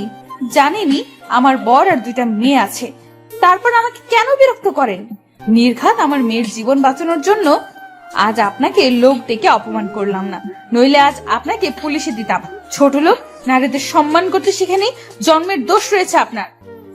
এদিকে তানিয়া, যাকে কথা ভেবে নিজের অজান্তেই হাতটা ধরে ফেলেছিলাম, কিন্তু সে তো আমার কথা না। নিজের প্রতি আজ প্রচন্ড ঘৃণা হচ্ছে। আজ আমার জন্য মা বাবা কথা শুনলো। সরি, আমি ঠিক এমনটি বলতে চাইনি। না ঠিক আছে, বলবেন না কেন? আমি যে হতভাগা নিজের স্ত্রীকে কত কষ্ট দিয়েছি, এতটা ভালোবাসা সত্ত্বেও তাকে দূরে সরিয়ে দিয়েছি। তবে জানেন, এখনো মাঝরাতে উঠে তার জন্য কান্না করি, তার ছবিটা বুকে নিয়ে ঘুমাই, আর ডায়েরিটা বুকে নিয়ে প্রতি রাতেই কাঁদি। 5 বছর পাগল হয়ে পাবনা ছিলাম, জানি না আর কত কষ্ট পাবো। আল্লাহ আরো আমাকে কষ্ট দেন যেন। জানেন, যেদিন আপনাকে দেখছি সেদিন আমার মন বলছে আপনি আমার কথা, আমার কলিজার টুকরার মতো। কিন্তু না, সেটা আমারই ভুল, কারো মতো। দেখতে বা কথা বলতে পারলেই সে যে আপন হবে তা তো কথা নয়। ক্ষমা করে দিবেন, ভালো থাকবেন। এই যে ডায়েরিটা, এখানে সব লেখা আছে। আবারও বলছি, আপনাকে আমার স্ত্রী ভেবে ডিস্টার্ব করার জন্য দুঃখিত। খুব বাজে তো আমি, তাই না? আচ্ছা আসি। চোখ দিয়ে অঝরে পানি পড়ছে, আর বাঁচার ইচ্ছা করছে না, বুকটা ফেটে যাচ্ছে। বারবার কথার চাঁদ মুখটা ভেসে উঠছে।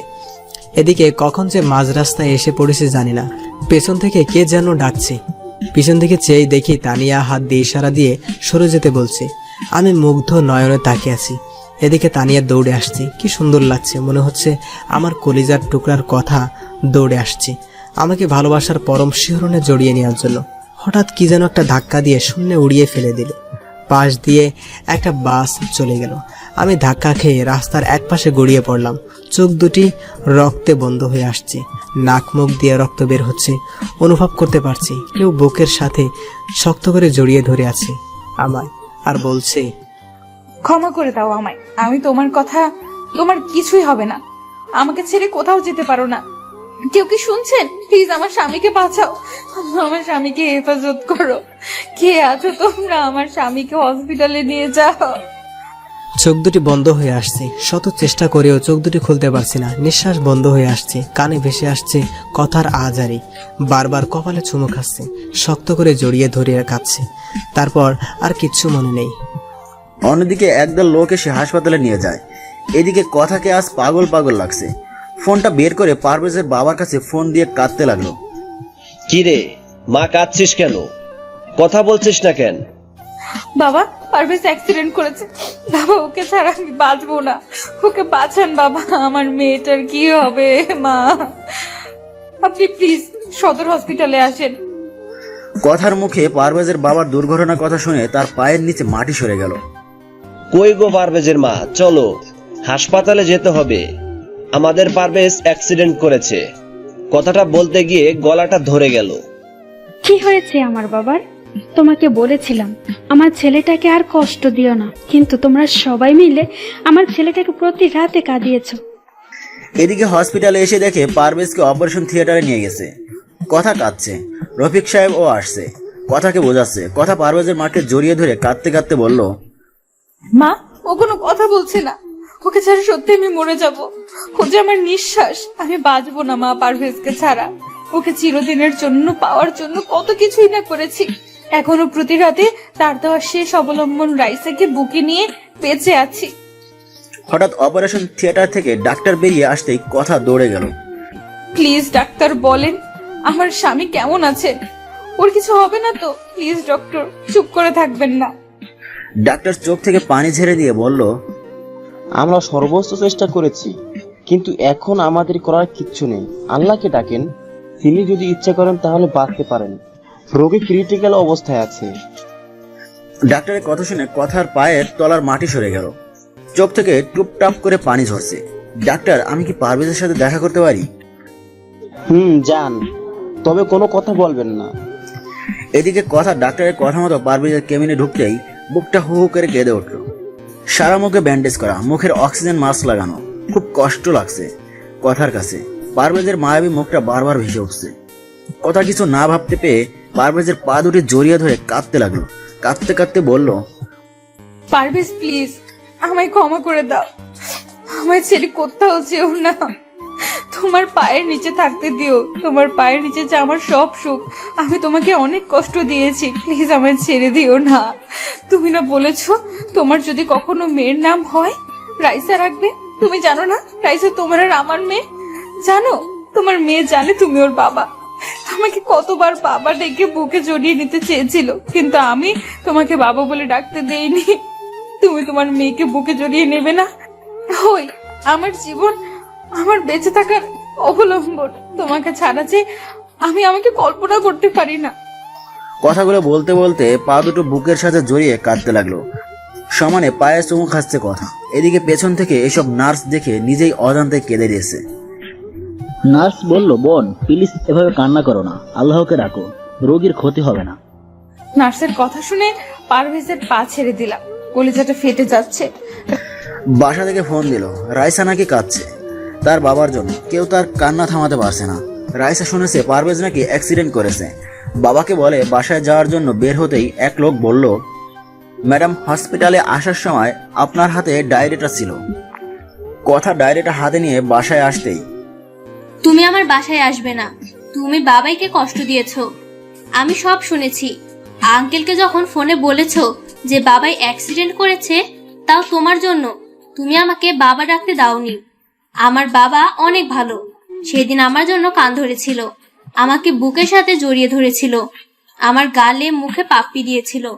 আমি বাবাই ডাকতে চেয়েও বাবা ডাকতে পারিনি, তুমি ডাকতে নিষেধ করেছিলে বলে। ছোটবেলা থেকে বাবার ছবি দেখিয়ে বলেছো ওটা তোর বাবা। যেদিন বাবাইকে প্রথম দেখলাম সেদিন দৌড়ে বাবার কোলে গিয়ে বলতে পারিনি, বাবাই তুমি আমাকে ছেড়ে কোথাও যাবে না। কিন্তু পারিনি। স্কুলে যখন সব ছেলে মেয়েরা বাবার কোলে চড়ে, তাদের বাবা জড়িয়ে ধরে আদর করে, তখন আমি তাদের দিকে চেয়ে থাকি। আমার খুব কষ্ট হতো তখন। রাইসা মামুনি, বাবাই ভালো হয়ে যাবে। মা আমার, তুমি কেঁদো না। তুমি আমায় মা ডাকবে না, তুমি আমার কেউ না। তুমি বাবাইকে কষ্ট দিয়েছো, আমার বাবাইকে বাবাই বলে ডাকতে দাওনি। কাঁদতে কাঁদতে রুমে গিয়ে দরজা লাগিয়ে দিল। আমি কি করব?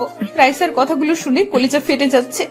সত্যিই তো, তার বাবা থেকে রাইসাকে আমি দূরে রেখেছি। বারবার পারভেজের কথা মনে পড়ছে।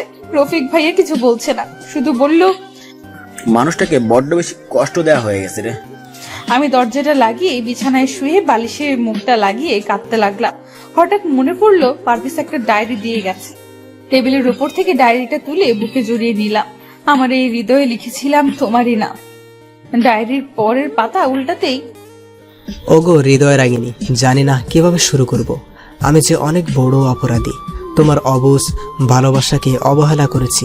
জানো, যেদিন তোমাকে হারিয়ে ফেলেছি সেদিন বুঝেছি তুমি কতটা জীবন জুড়ে আমার জীবনে ছিলে। জানো, প্রতিদিন তোমার জন্য কেঁদেছি। মাঝরাতে উঠে আল্লাহর কাছে চাইতাম যেন তোমাকে আমার করে পাই। প্রতি রাতে তোমার ছবিটা বুকে নিয়ে ঘুমাতাম, তোমার ছবি বুকে নিয়ে কাঁদতাম।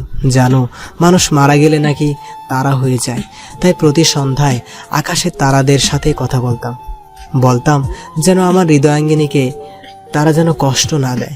রাতের আকাশের সবচেয়ে উজ্জ্বল তারাকে তুমি মনে করে কাঁদতাম আর বলতাম, অভিমান ভেঙে এসো না, জড়িয়ে নাও না আমাকে, আমি যে আর পারছি না তোমার বিরহে। এসব বলে কাঁদতাম, কিন্তু তুমি এতটাই আমার প্রতি অভিমান করেছিলে যার জন্য আমার সাথে কথা বলো না, শুধু করুণ দৃষ্টিতে আমার দিকে তাকিয়ে থাকতে।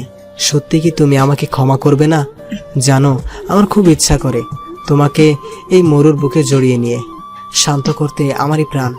জানো, আজ একটা বাচ্চা মেয়েকে দেখে তোমার কথা বড্ড বেশি মনে পড়ছে। বাচ্চাটা দেখতে ঠিক তোমার মতোই। আমি এতটাই হতভাগী, নিজের বাচ্চাকে নিজের হাতে নষ্ট করেছি। জানো, এখনো সেই রাতের কথাগুলো ভুলতে পারি না। তোমাকে দেওয়া প্রতিটা চড়ের আঘাত আমার কলিজাতে লেগেছে। জানো, পরের দিন যখন বাচ্চাটাকে ব্লাড দিলাম সেদিন মনে হয়েছে আমার খুব কাছের কাউকে রক্ত দিচ্ছি। বাচ্চাটার জন্মদিনে বাচ্চাটাকে বুকে জড়িয়ে নিতেই তোমার শরীরের গন্ধ পেলাম, কিন্তু যখনই সিঁড়িতে তোমার মতোই কাউকে দেখলাম তখন সত্যিই ভেবে নিয়েছিলাম আল্লাহ আমার ডাক শুনেছে। আমি আনন্দে আত্মহারা হয়ে গিয়েছিলাম, কিন্তু যখন শুনেছিলাম তুমি কথা নও, আমাকে চিনো না, তখন আমার কলিজাটা ফেটে যাচ্ছিল। যখন রফিক সাহেব এসে হাত ধরলো আমার কাছে, তখন মনে হয়েছিল কেউ যেন কলিজাটা দুমড়ে মুচড়ে ছিঁড়ে নিয়ে যাচ্ছে। জানো, তুমি নেই জেনেও নিজের অজান্তে পাগলামি করেছি আর বাসায় এসে কেঁদে বুক ভাসিয়েছি। পরের দিন ঠিক কি করলাম, তোমার জন্য লেখা ডায়েরিটা তানিয়া আপুকে দিয়ে তোমার কাছেই চলে আসব। আমি যে আর পারছি না, মৃত্যুর পথ বেছে নেওয়া ছাড়া আমার আর কোনো উপায় নেই। তোমাকে ছাড়া যে এখন আমার নিঃশ্বাস নিতেও কষ্ট হয়, কষ্টটা আরও বেশি হয় যখন তোমার মতো তানিয়া নামক মেয়েটা তার স্বামীর হাত ধরে আমার সামনে দিয়ে হেঁটে যায়। জানো, তখন বড্ড বেশি তোমার কথা মনে পড়ে। কি করব, আমি তোমাকে ছাড়া আর বাঁচতে পারছি না। তোমাকে নিয়ে লেখা শেষ অবলম্বনটা তোমাকে মনে করে তানিয়া আপুকে দিয়ে গেলাম। জানো, খুব কষ্ট হচ্ছে কথাগুলো লিখতে। ডায়েরিটা পড়তেই চোখ দিয়ে জল গড়িয়ে পড়লো। আজকে কথার একটা মিথ্যার জন্যই পারভেজের মৃত্যুর কিনারায়। খুব কষ্ট হচ্ছে কথার কানে বারবার বাজছে। পারভেজের শেষ কথাগুলো হঠাৎ বাইরে কিছু ভাঙার শব্দ পেল। কথা রুমের বাইরে এসে দেখে রাইসা কাঁদছে, খাবারের প্লেট ফেলে দিয়েছে। মা রাগ করে না, খেয়ে নাও। আমাকে মা বলবে না, আমাকে বাবার কাছে নিয়ে যাও। আর তুমি আমার বাবাকে কষ্ট দিয়েছো, আমার সাথে কথা বলবে না।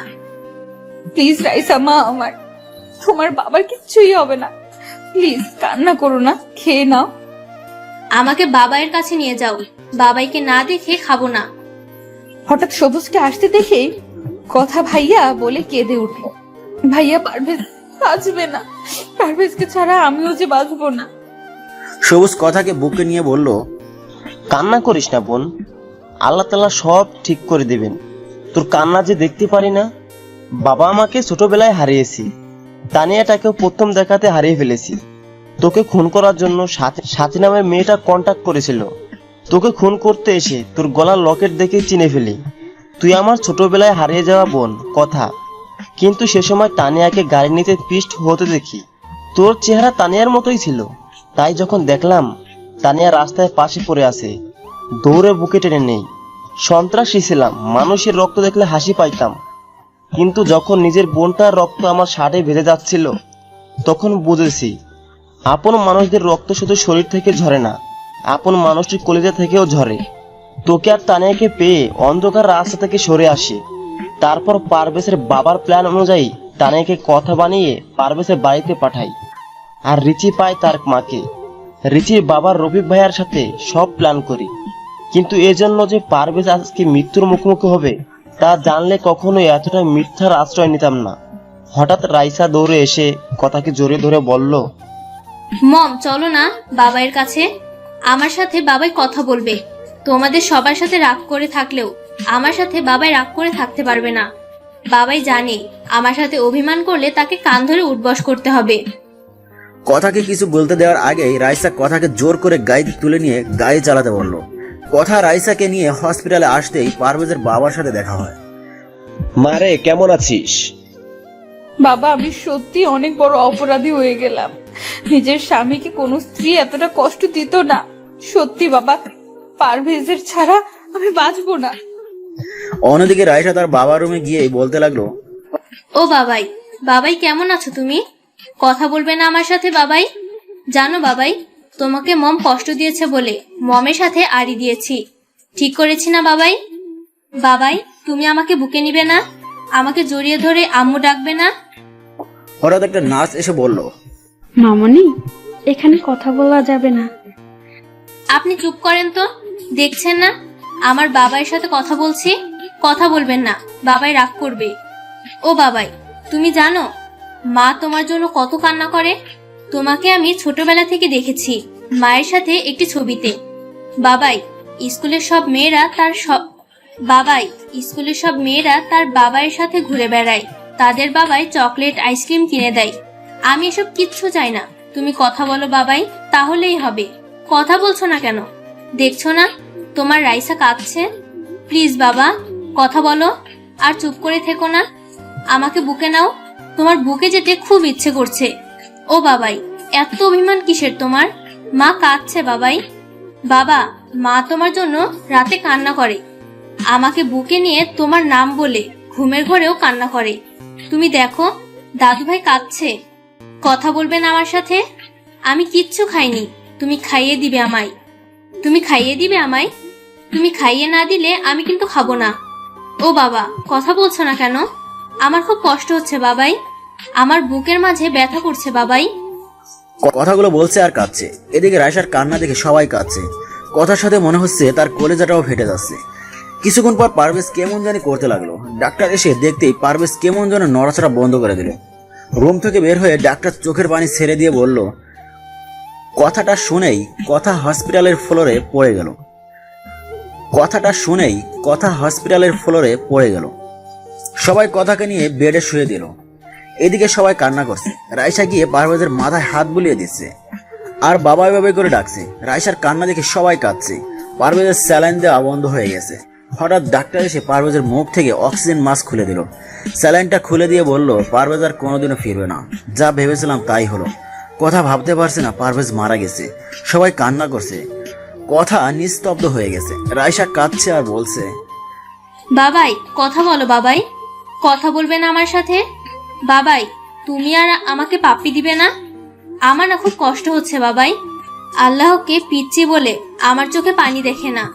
ও আল্লাহ, তুমি তো বলেছো ছোট বাচ্চারা নিষ্পাপ হয়, তাদের কোনো পাপ থাকে না, তাদের কথা অগ্রাহ্য করতে পারো না। ও আল্লাহ, দেখো আমি কাঁদছি। তুমি আমার বাবাইকে বলো আমার সাথে কথা বলতে। তুমি কথা বলতে বললে বাবাই আর চুপ করে থাকতে পারবে না। দেখো তো, বাবাই আমার সাথে অভিমান করেছে। আমাকে কোলে নেয় না, আদর করে না। আমার কষ্ট হয় না বুঝি? বাবাই, ও বাবাই, কথা বলো। মা দেখো, বাবাই কথা বলছে না। বাবাইকে বলো কথা বলতে। আমাদের আর কিছু করার নেই, আপনারা আল্লাহকে ডাকেন। আল্লাহ যদি তাকে স্বয়ং সুস্থ করে দেন। কলিজা ফেটে যাচ্ছে। আজ একটি ভুলের জন্য পারভেজ সারা জীবনের জন্য হারিয়ে গেল কথার জীবন থেকে। মম, বাবাইকে কোথায় নিয়ে যায়? বলো না মা, বাবাইকে সবাই কোথায় নিয়ে যায়?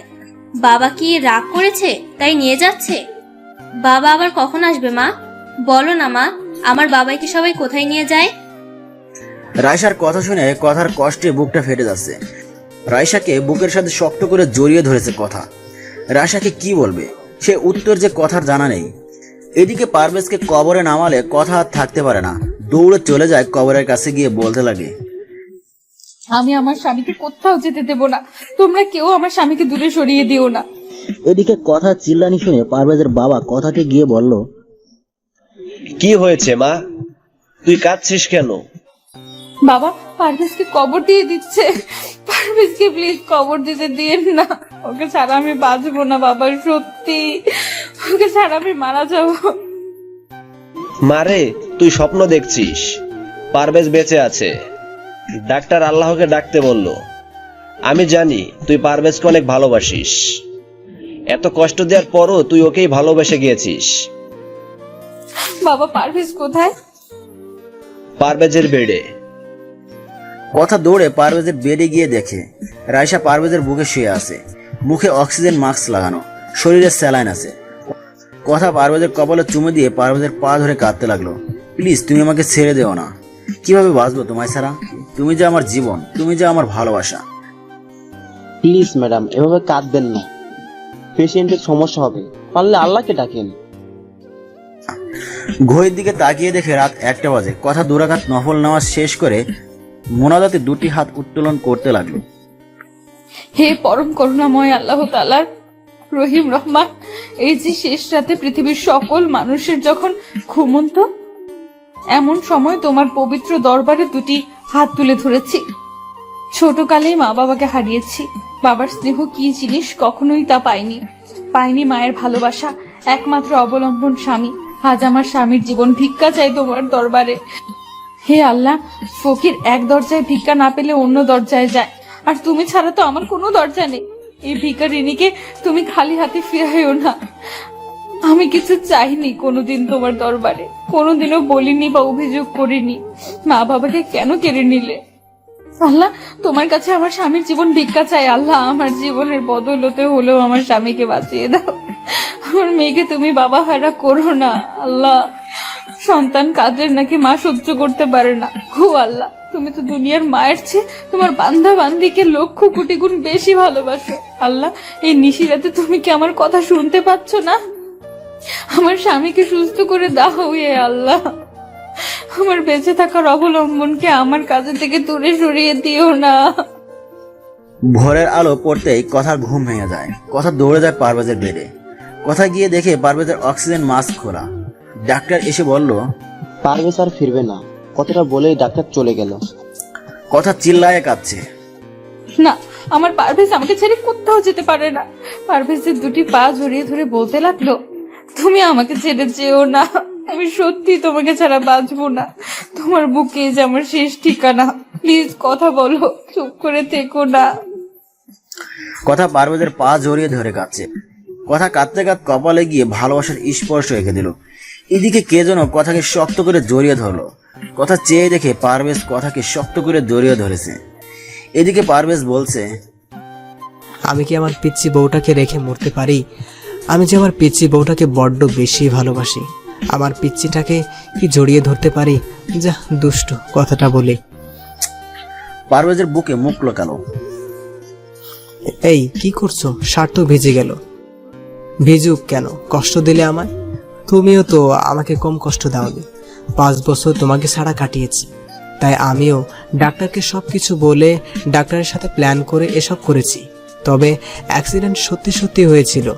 আচ্ছা, সত্যি যদি আমি হারিয়ে যেতাম? কথা আমার মুখে হাত দিয়ে ফেললো। কি বলছো? তাহলে আমার কি হবে? এখনো তো 12 রাত বাকি, আর এখন আর আমি কিন্তু পিচ্ছি না। আমি হেসে দিয়ে কথাকে জড়িয়ে ধরলাম। হঠাৎ রাইসা এসে বলল, বাবাই মাকে আদর করে, আমায় করবে না? রাইসাকে কোলে নিয়ে দুজনেই হেসে দিলাম।